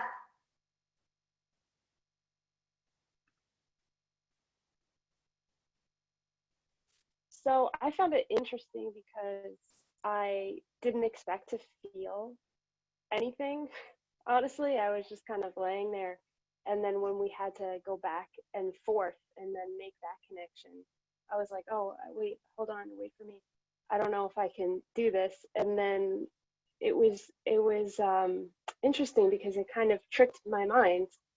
But when I would go back and forth and then go to the happy place, the resource. And by the time I was done, I was like, whoa, what just happened? And that's kind of like, I guess that's the point of, getting your wires reconnected so that you can, get more happy. Yeah. Thank you so much for sharing. You're welcome. Lawino, probably said that wrong, but I gave it my best shot. No, you didn't. You said it perfectly. Hi.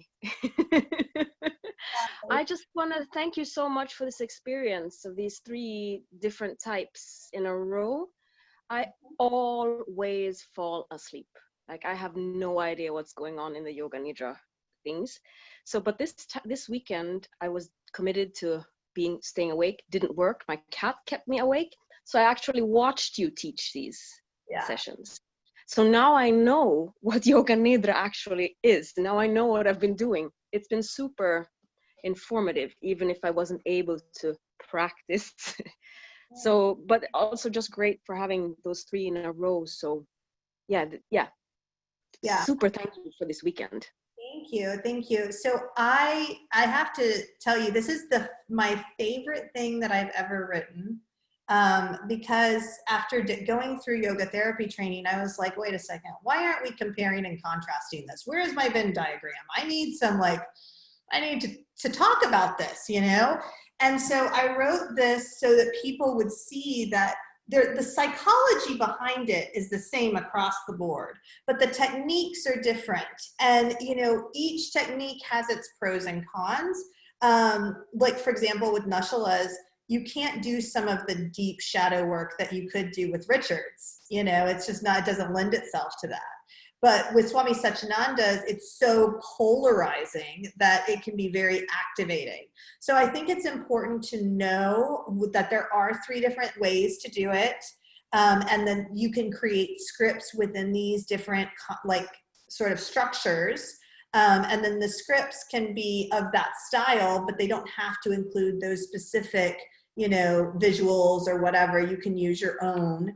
But I just thought it was a really excellent and a really excellent way to look at it. And I've never seen anybody else teach it this way. So I'm glad you enjoyed it.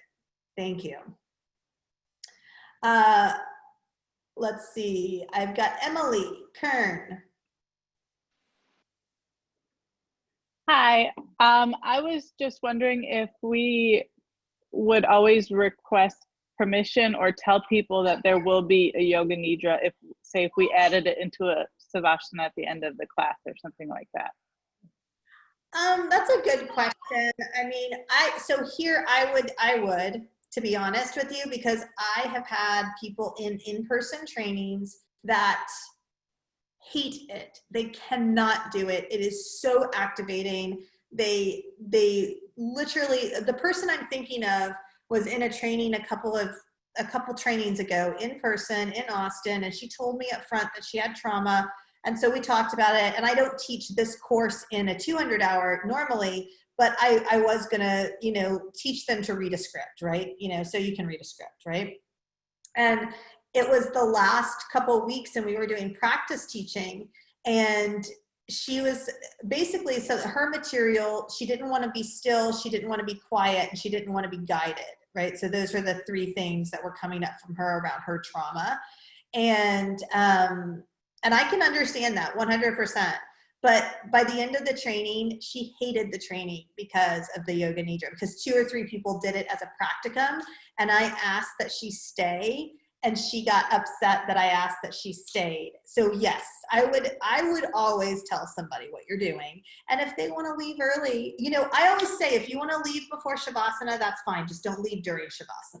So, you know, if you want to say, hey, we're going to do some yoga nidra at the end of class, make yourself comfortable. If yoga nidra is not your thing, feel free to leave a little early, you know, and then let them roll up their mat and go. I mean, again, it goes back to that, I'm not going to force you into your material thing. Good question. Thank you. Thank you. Marie?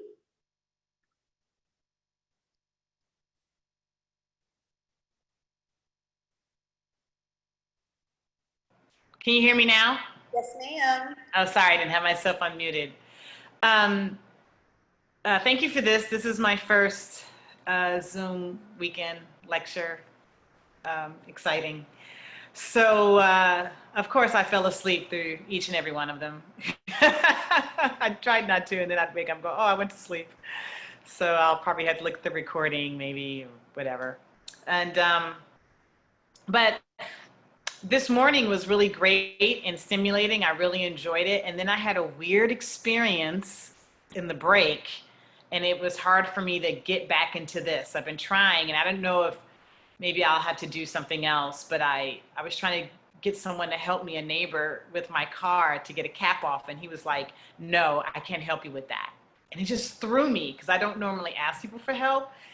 and I guess it was because it was a man, and I will just say a black man in my neighborhood, really shocked me that he didn't want to help me unscrew a cap for my radiator. And it has, I don't know how to get rid of it. I don't even know what that is. I'm like, is it like an opposite thing I need to look at, like right now? Do you know what I mean? So what feeling came up around that? Like what did you feel? I can't hear. Okay. What did you feel when he wouldn't do that? What came up for you? Hurt, I think, like really surprised. Because at first I didn't realize he was saying no. And then I was like, oh, you're saying no. Wow. Yeah. So, bad, just all kind of things, particularly now. Yeah. So bad, hurt, maybe some anger in there. Just frustrated, unseen, maybe. Oh yeah. Yeah. Like I'm not worthy of being helped, and yeah. Do you felt think, really bad. do you think it had anything to do with COVID, or do you know him? He's my neighbor. You can't get back here without being in the complex. I don't know him, like we don't go to each other's homes. Doesn't seem like anybody does that in LA, which is, I've had to get used to LA being very kind of superficial. I come from Chicago, which has its things, but Black people are more communal. So here, people don't even look at each other, don't even say hello. That's weird to me. It just feels very kind of everyone for himself out here. But that's my own stuff, you know. No, sure. Well, but it just feels bad. And also maybe even coming from colder climates, you really have to help neighbors out in a way because you die in the winter. Yeah. So the fact that somebody wouldn't help you with your car, it just feels, all of it just feels really weird to me and bad. Yeah. So, I had my mask on. He wouldn't have to get next to me. yeah. Well, let me ask you. It just felt weird. I don't think COVID ain't got nothing to do with it. Let's work with this for just a second, and so we can sort of look at the principles that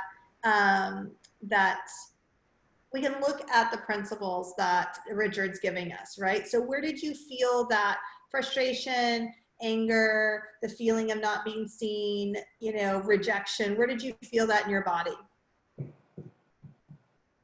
Like my chest area. Your chest? Oh, chest. Okay. And so what's the opposite of that feeling?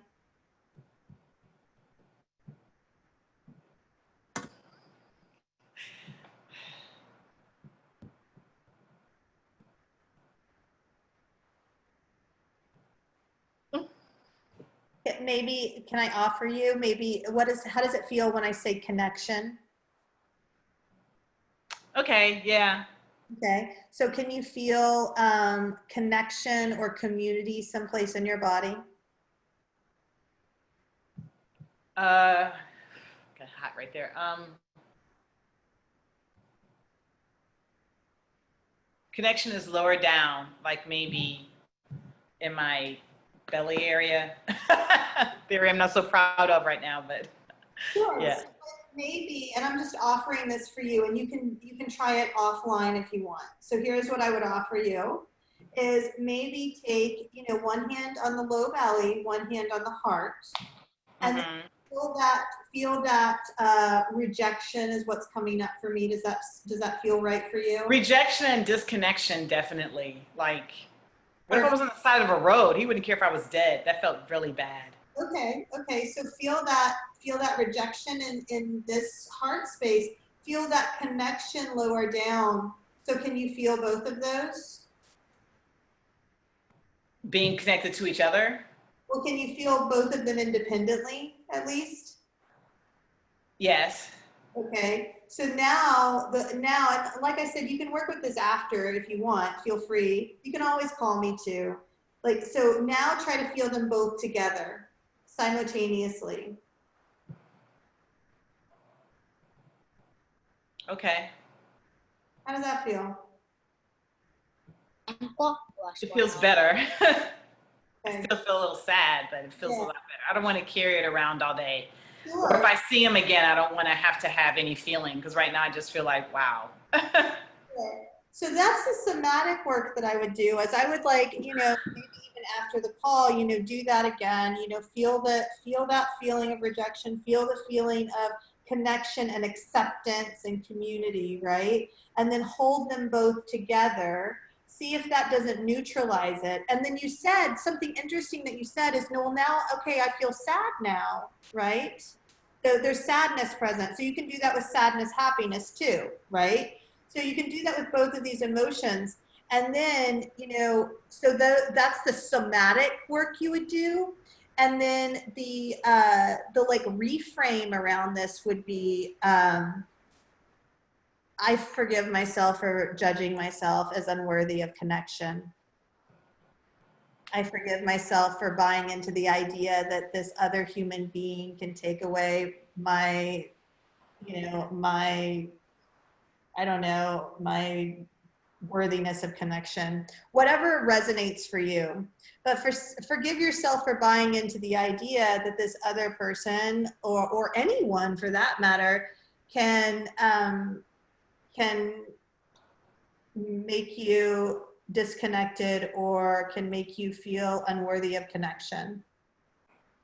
And then, go in and like affirm that you are letting go of any feelings of resentment towards this person, and that you are embracing this opportunity to work through the opposites of emotion. That's how I would handle it this time. But feel free to shoot me an email if you want to talk about it more. Okay, because I also want to talk about, like, when you do that, like when you allow yourself not to forgive, don't feel resentment, does it leave you open to that same thing happening again? Like, I know people. Here, go ahead, darling. I know people make forgiveness a big deal, but to me, forgiveness always looks like you're giving people the opportunity to kind of basically walk on you all over again. Mm-hmm. Particularly if you have to keep interacting with them, you keep forgiving them, and then they keep doing the same thing over and over. You just look like, and are just someone that they can just abuse, and you're just going to be like, okay with it. Sure. So yes, let's address that real fast. So as we do this work, we have to strengthen and fortify our boundaries. And we have to create healthy boundaries around how we want other people to treat us. So I can forgive somebody all day long, but that doesn't mean that I'm going to let them into, like my inner circle, right? I mean, like I do this work too, where I am like, okay, well, I forgive myself for buying into the idea that your perception of me makes me wrong or bad. I forgive myself for judging you as a bad person for making me feel that way. So I want to clear the judgment on both sides. Like, I don't want to keep any resentment to this other person. So I've cleared the resentment and I've cleared the judgment. Of course, it still does come back. I'm not going to lie. You have to work on this for a long time and continue working on it within different situations. But then what happens is you start to realize that the reason that this guy didn't help you had nothing to do with you and everything to do with his material.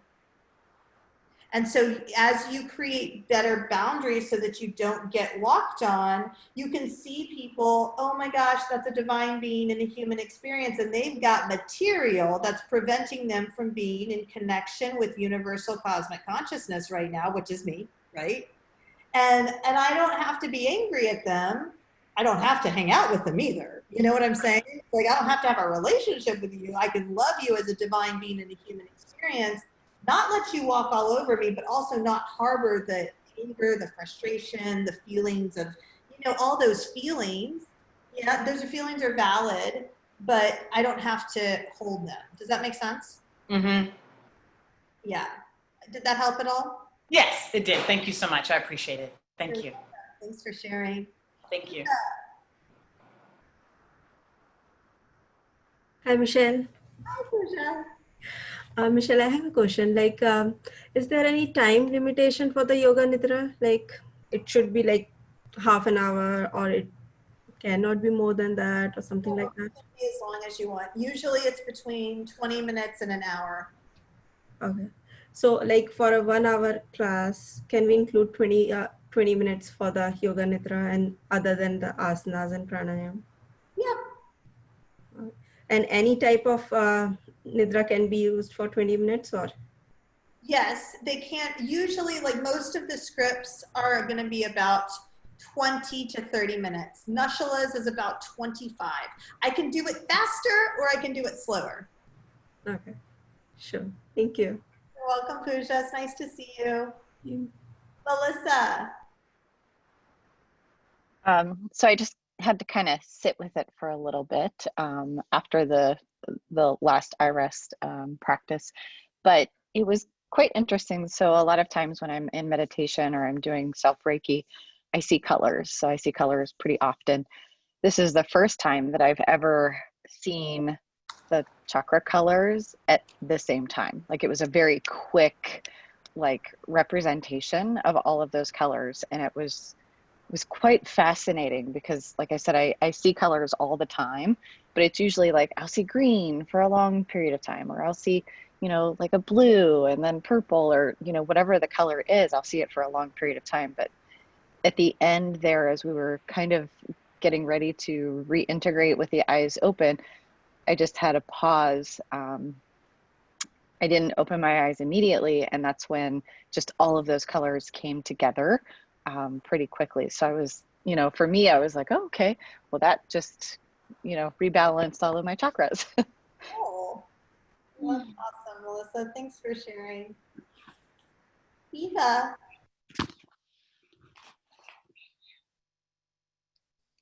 Just real quick, back to the question of time. I'm not sure if it was you or somebody else, maybe was Grace, I'm not sure, but there was some mention of how long it takes for the body or the nervous system or something to actually relax, and that's why you don't want like a 5-minute nidra.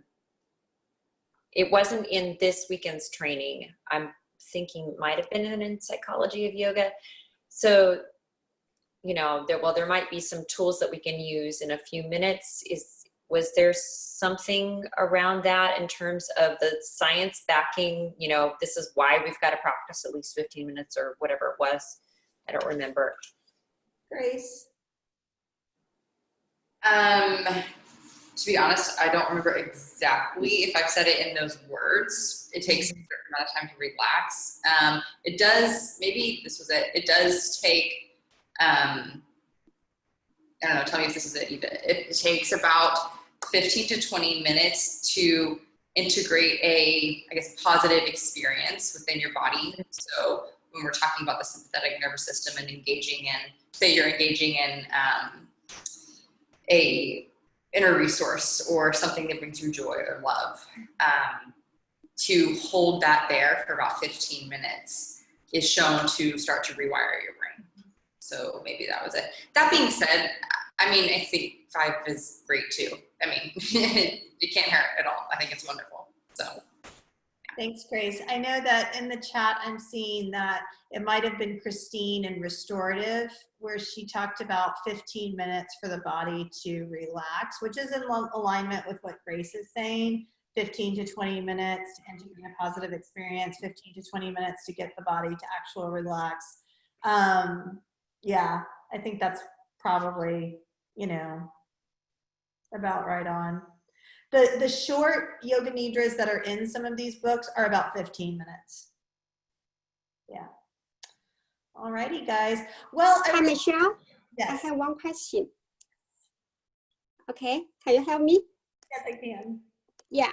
So I know yoga nidra is very good for restoration and help people to get a better relax, a better or other things, what you say.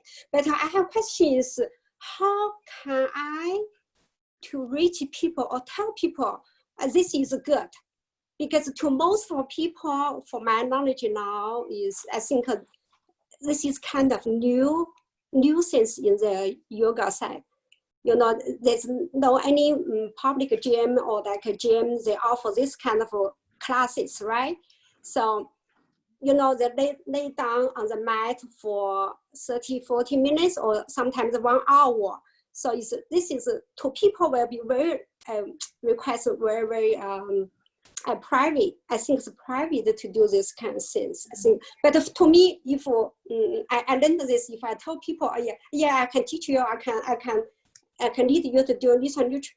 But I feel like I don't know how to reach people. I don't know how to reach people to tell people yoga nidra is good for you, it's better for your health, better for your, lots of things. So I don't know how to approach people for this. Yeah. So I would integrate it into restorative yoga. So like, restorative yoga, it's like 20 minutes to 30 minutes per pose, right? Yeah, yes. So you could get somebody in like, a supported heart opener or something like that, and have them there for 20 minutes and do like yoga nidra. And I think that would be great. Or you could have them, like laying down with a bolster under their knees and have them do yoga nidra in conjunction with restorative yoga, and that might be more palatable for them. This brings up something when working with people who have experienced trauma. Sometimes laying down is extremely like vulnerable, and so people don't. Yeah, it's very hard for them to lay down for so long.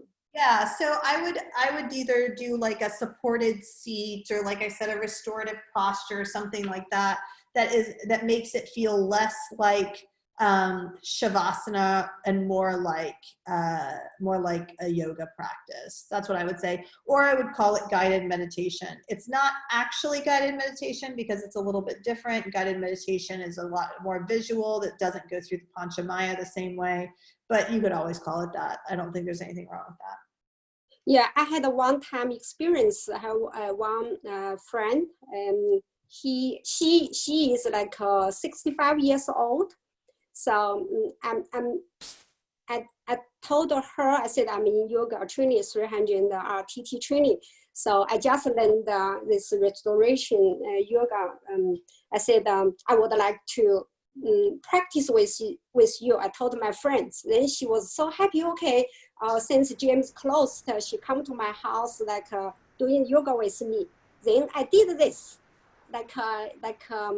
very slow for the each pose. Then after finish 1 hour, she immediately told me, say, Susan, I do not like this. I don't like this at all. Too slow. One pose hold for too long. I don't like it at all. Why did you different with the gym I have been? So then I don't know what to say to her. I feel like, wow, oh, result is like that.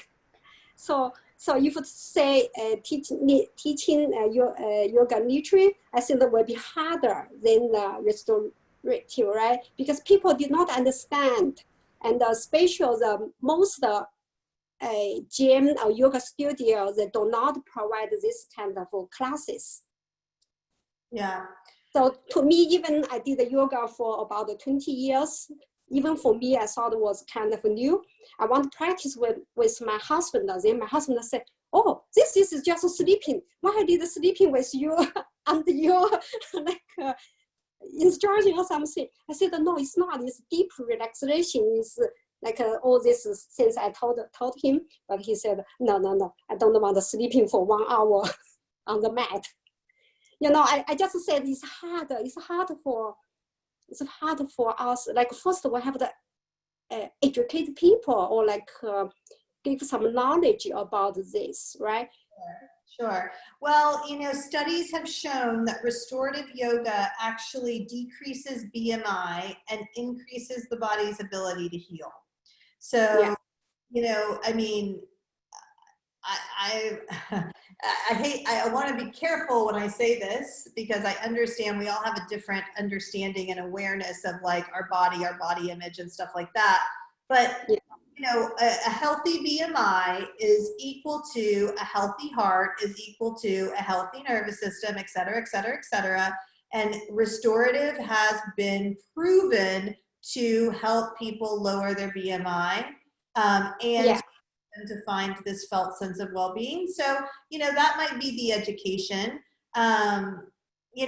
Also the education might be around, you're always go, go, go, go, go, go, go. How about you do the opposite of go, go, go, right? You know, it's Yeah. like the principle of yin and yang, right? You can't have, you know, you can't be yang all the time without any yin. You got to have both, you know? So Yeah. needing that balance, that's how I would educate them. Mm. Yeah, I think I need to take time, special. Then afterwards, after 1 hour, then because I was keep to tell her you need a breathe, you need a breathe. Then she said, "What you mean? I'm breathing. Why you always tell me keep breathe?" I said, "Yeah, for each pose you have to continuously keep breathe. To if you want to get the deep the poses, you have to breathe." Then she said, "Huh? Well, I thought just I am breathe. I am breathe." She said, "I am breathe." But I said, "Oh no, if you learn the yoga, the way the yoga doing breathe, like so use your stomach," I said, "Well, you will feel different." So then end is I took 1 hour talking about the yoga breath, how to do it, and count at the beginning how to count like 1, 2, 3, 4, 5, hold for 3, then back 5, 4, 3, 2, 1, like talk a lot. Then finally said, "Oh, it's so hard. I have to go home to practice."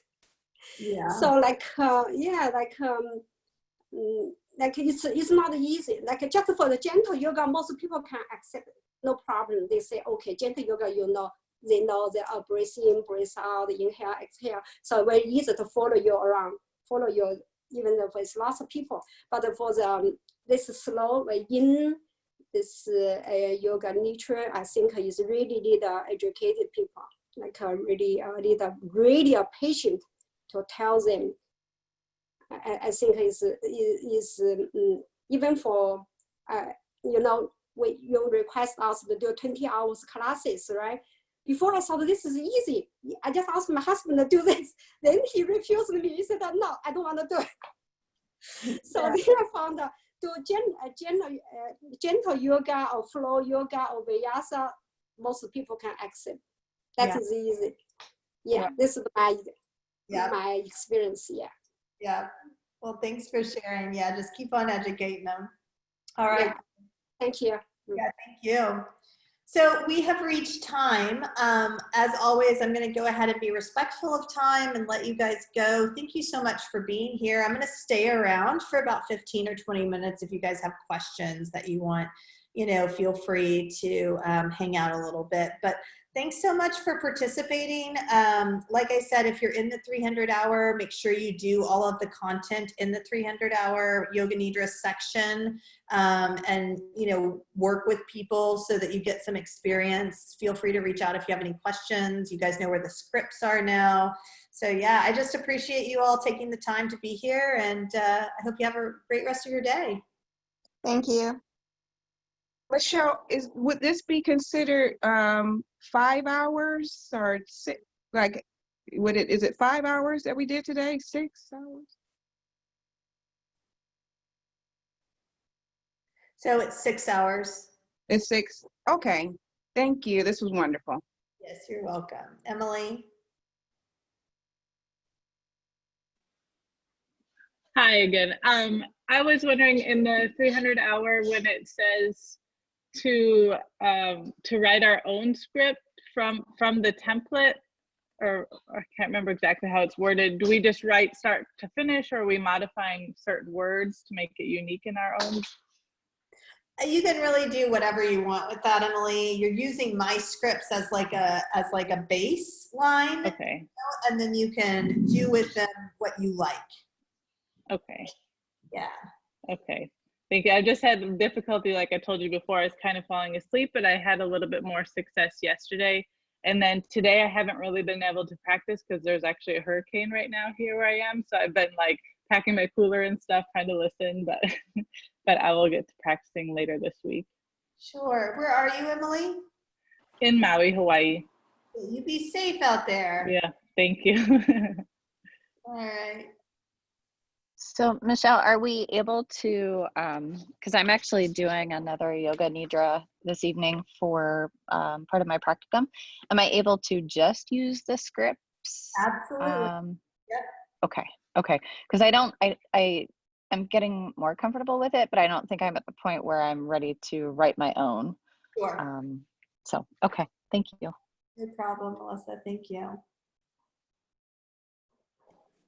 I had a question if there's a moment. Yes, please.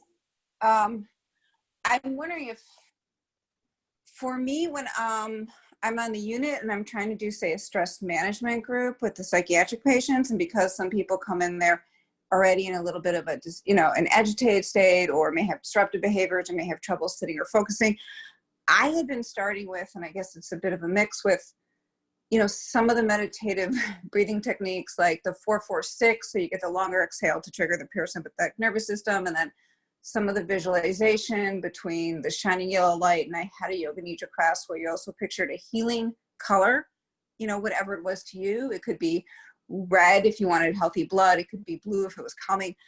And you picture it circling in through the right and out to the left. But I'm wondering now, is that, and then I would get into, sort of the warm up and some chair yoga, so to speak. But I'm wondering, is that a mistake? Because I don't hear that anyone does sort of, it's almost like doing Shavasana at the beginning. No, I think that's fine. And I actually do Shavasana at the beginning of a lot of my classes. So yeah, I think that's totally fine. Okay.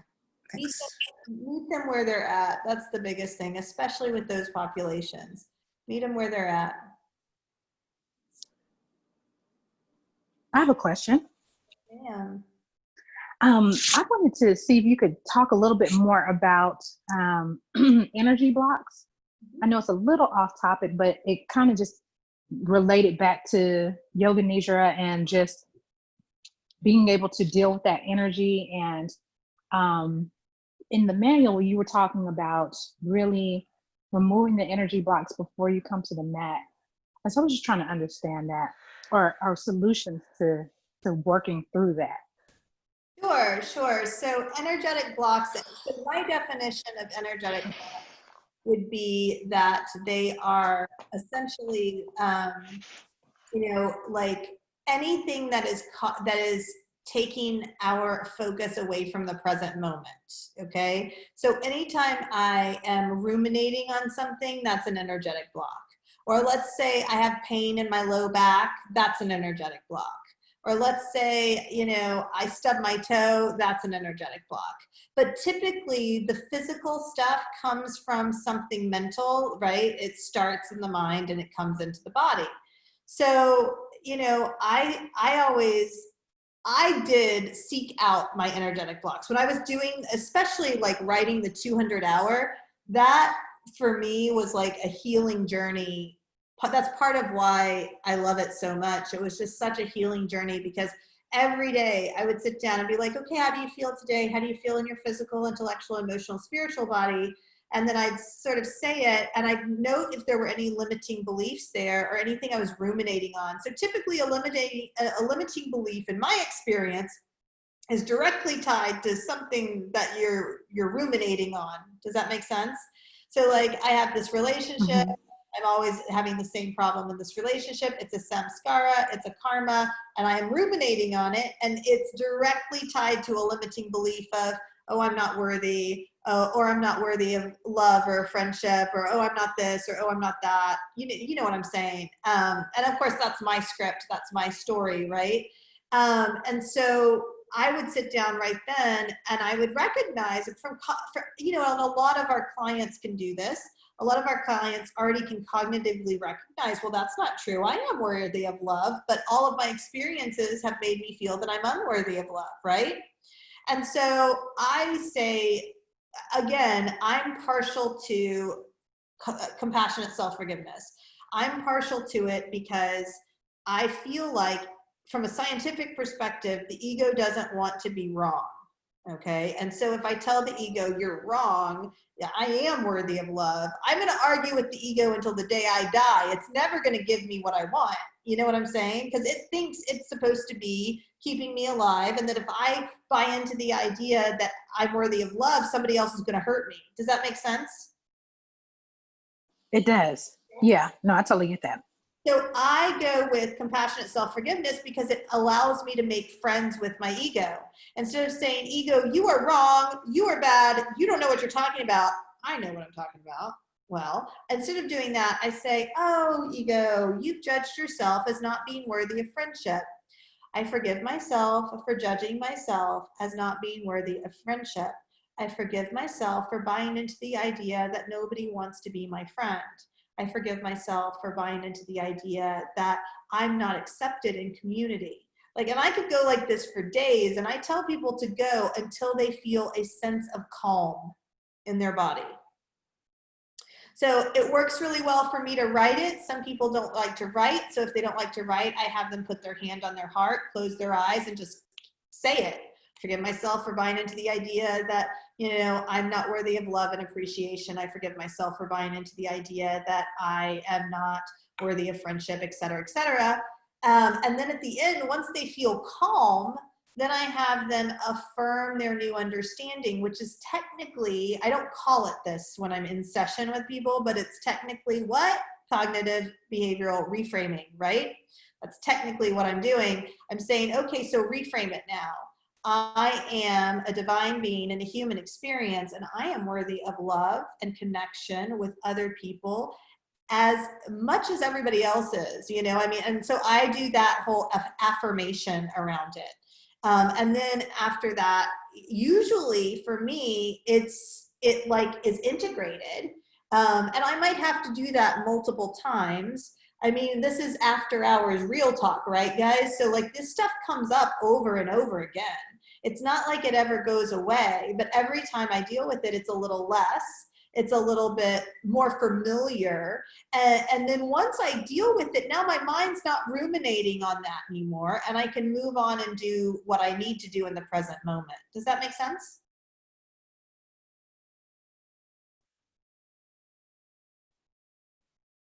I'm sorry, my mute button got stuck.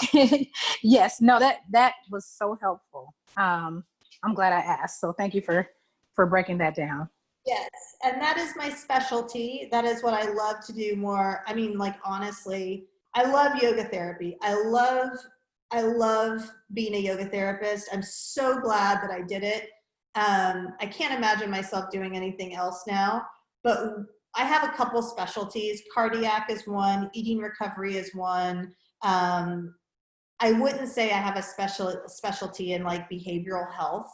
I know how to handle people with behavioral health problems that are dealing with behavioral health issues, but I wouldn't say I'm an expert in it. But my expertise is this: it's limiting beliefs. That's like my expertise. And I feel like it's my expertise because I do the work every day, all the time. Hello, I have a quick question, please. Yeah. So deepest gratitude for your class this weekend. It was such a wonderful experience. I'm in the 200 class, and I wanted to know, is there any way that we'll be able to tap into the lesson for the Yoga Nidra and be able to access some of the files to learn a little bit more about it? Yeah, so you can have access to all of the scripts that are in that folder. You can go onto that Zoom recording sheet that has all the Zoom links on it, and look at the third tab, and then find the videos that are about Yoga Nidra, and you can watch those. Totally fine with that. What you're gonna miss out on is the teachable content, like the written content where I talk about some of these things. If you're interested in it, you know, the course is really inexpensive. If it's still something that's out of reach, feel free to shoot me an email and we'll figure something out. Yeah, we want to make everything accessible to you guys. And so if you're ever in a position where you're like, oh, I just can't do that, don't be shy, reach out to us. You know, we want to help you. But yeah, you'll get the raw information you can have. Thank you so much. Thank you. Appreciate you. Yeah. I'm sorry, can I piggyback on that? Because I thought the written material was in that 300 material, and that 300 material is in my student folder, even though I signed up for the 200. So am I allowed to read that Yoga Nidra stuff? Yeah, so the student folder has material from the 300 hour, and I, you know, like I said, I don't own, I mean, like I don't have, I'm not possessive with my content, okay? So it's like, it's available for you. I think that people get more out of it when they take it in a structured training, but people who can't take it in a structured training are more than welcome to look at it and you know, use it in a way that works for you. Michelle, the young lady that teaches I'm trying to write the instructor's name on our 48-hour the Zoom sheet, but I can't remember her name. I know she has curly hair and a little nose ring, and she was leading the practice teaching where I guess where people were taking turns to teach. Do you by any means know who I'm talking about? Yeah, it's Sarah Marr. Sarah, and how do you spell her last name? M-A-U-R-E-R, I believe. M-A-U-E-R. I think it's something like that. Something like that. Okay, no worries. Thank you so much for today. I appreciate it. Yeah, no worries. Yeah, I'm dyslexic. I don't care how you guys spell anything. It doesn't matter. If I do it some way, I wouldn't know if it was right anyway. Okay, no worries. All right. Have a good weekend. You darling. Hi, Michelle. My name is Joy. I'm in the 200 hour. And so it says that we need to take 48 hours of lecture and then 48 hours of personal practice. And that can be on anything, correct? Yeah, so the 48 hours of lecture are these Zoom lectures specifically, or the office hours, or the practice teach. So that all sort of counts as Zoom. And then the personal practice, you could either do live stream with us, or you could do live stream with somebody else, or you could do your home practice is fine. I'm not picky about it. Okay, so we just need to document when we're doing all of this, correct? Yes, yeah. Is there a time limit on when we have to have this finished by? So right now, Yoga Alliance is saying December 31st. And so again, I have a feeling that they will give us new guidelines for online training moving forward. Honestly, I pray to God that they do, because I just can't take this ambiguity anymore. I'm really, it's really frustrating to be in my position with them, because they aren't giving us like clear guidance. And then, you know, so to answer your question, so December 31st, 2020 is the current deadline, and today is like the 25th of July, I think. So my understanding is we will get more definite deadlines, or more definite, sorry, not deadlines, but parameters for online learning moving forward. Because the bottom line is a lot of studios are not going to be able to go back to normal. I mean, we're making people wear masks, and we can only have 9 people in the studio right now. So it's going to be a long time before we're out of this pandemic. Okay. Thank you. You're welcome. But also understand, so I just want to say this for everybody, not just Joy, you don't have to register with Yoga Alliance if you don't want to. Yoga Alliance is an optional registry. They do not certify you. They are not an accrediting body. If you want to register with them, you go right on ahead, but you don't have to. And so we certify you. And if you decide that you're like, you know what, I really want to take my time, and I really want to like be involved in all of these Zooms, and you know, life comes up and you're like, I don't really care about Yoga Alliance, you have access to this for life. You know, you're going to get certified regardless of Yoga Alliance, right? If you want to make Yoga Alliance's date, though, they're saying December 31st. Okay. Okay, that makes sense then. Yeah.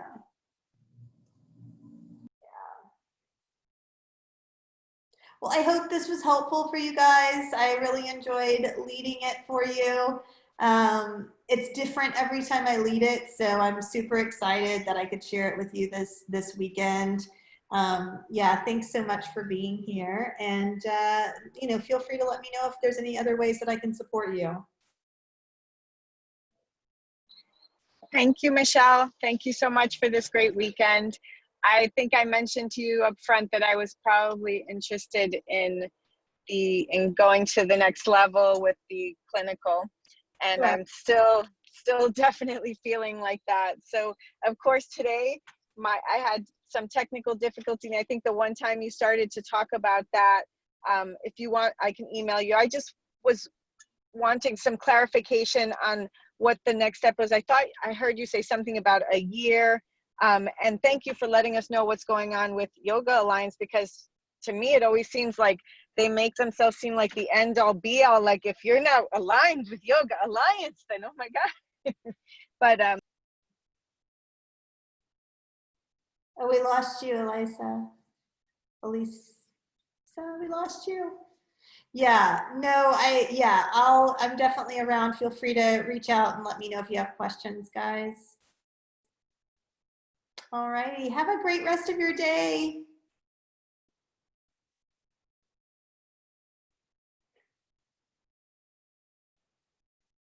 Bye. Bye. Thank you so much, Michelle. I really appreciate you helping me out. You're welcome, darling. You take care. You. Bye. Have a great day. Yes, bye. Oh, I see Tina there. Hello, Tina. Thank you, Michelle. That was awesome sauce. Cool. I'm glad you liked it. Yeah, I loved it. It was awesome. Awesome. Take care, darling. I will. Bye-bye. Bye. Thank you a lot, Michelle. Yeah, of course. Take care. We'll see you soon.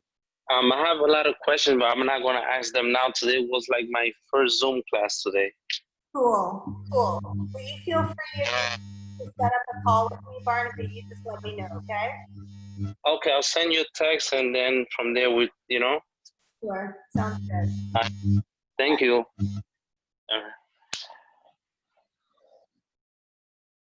Bye, Viana.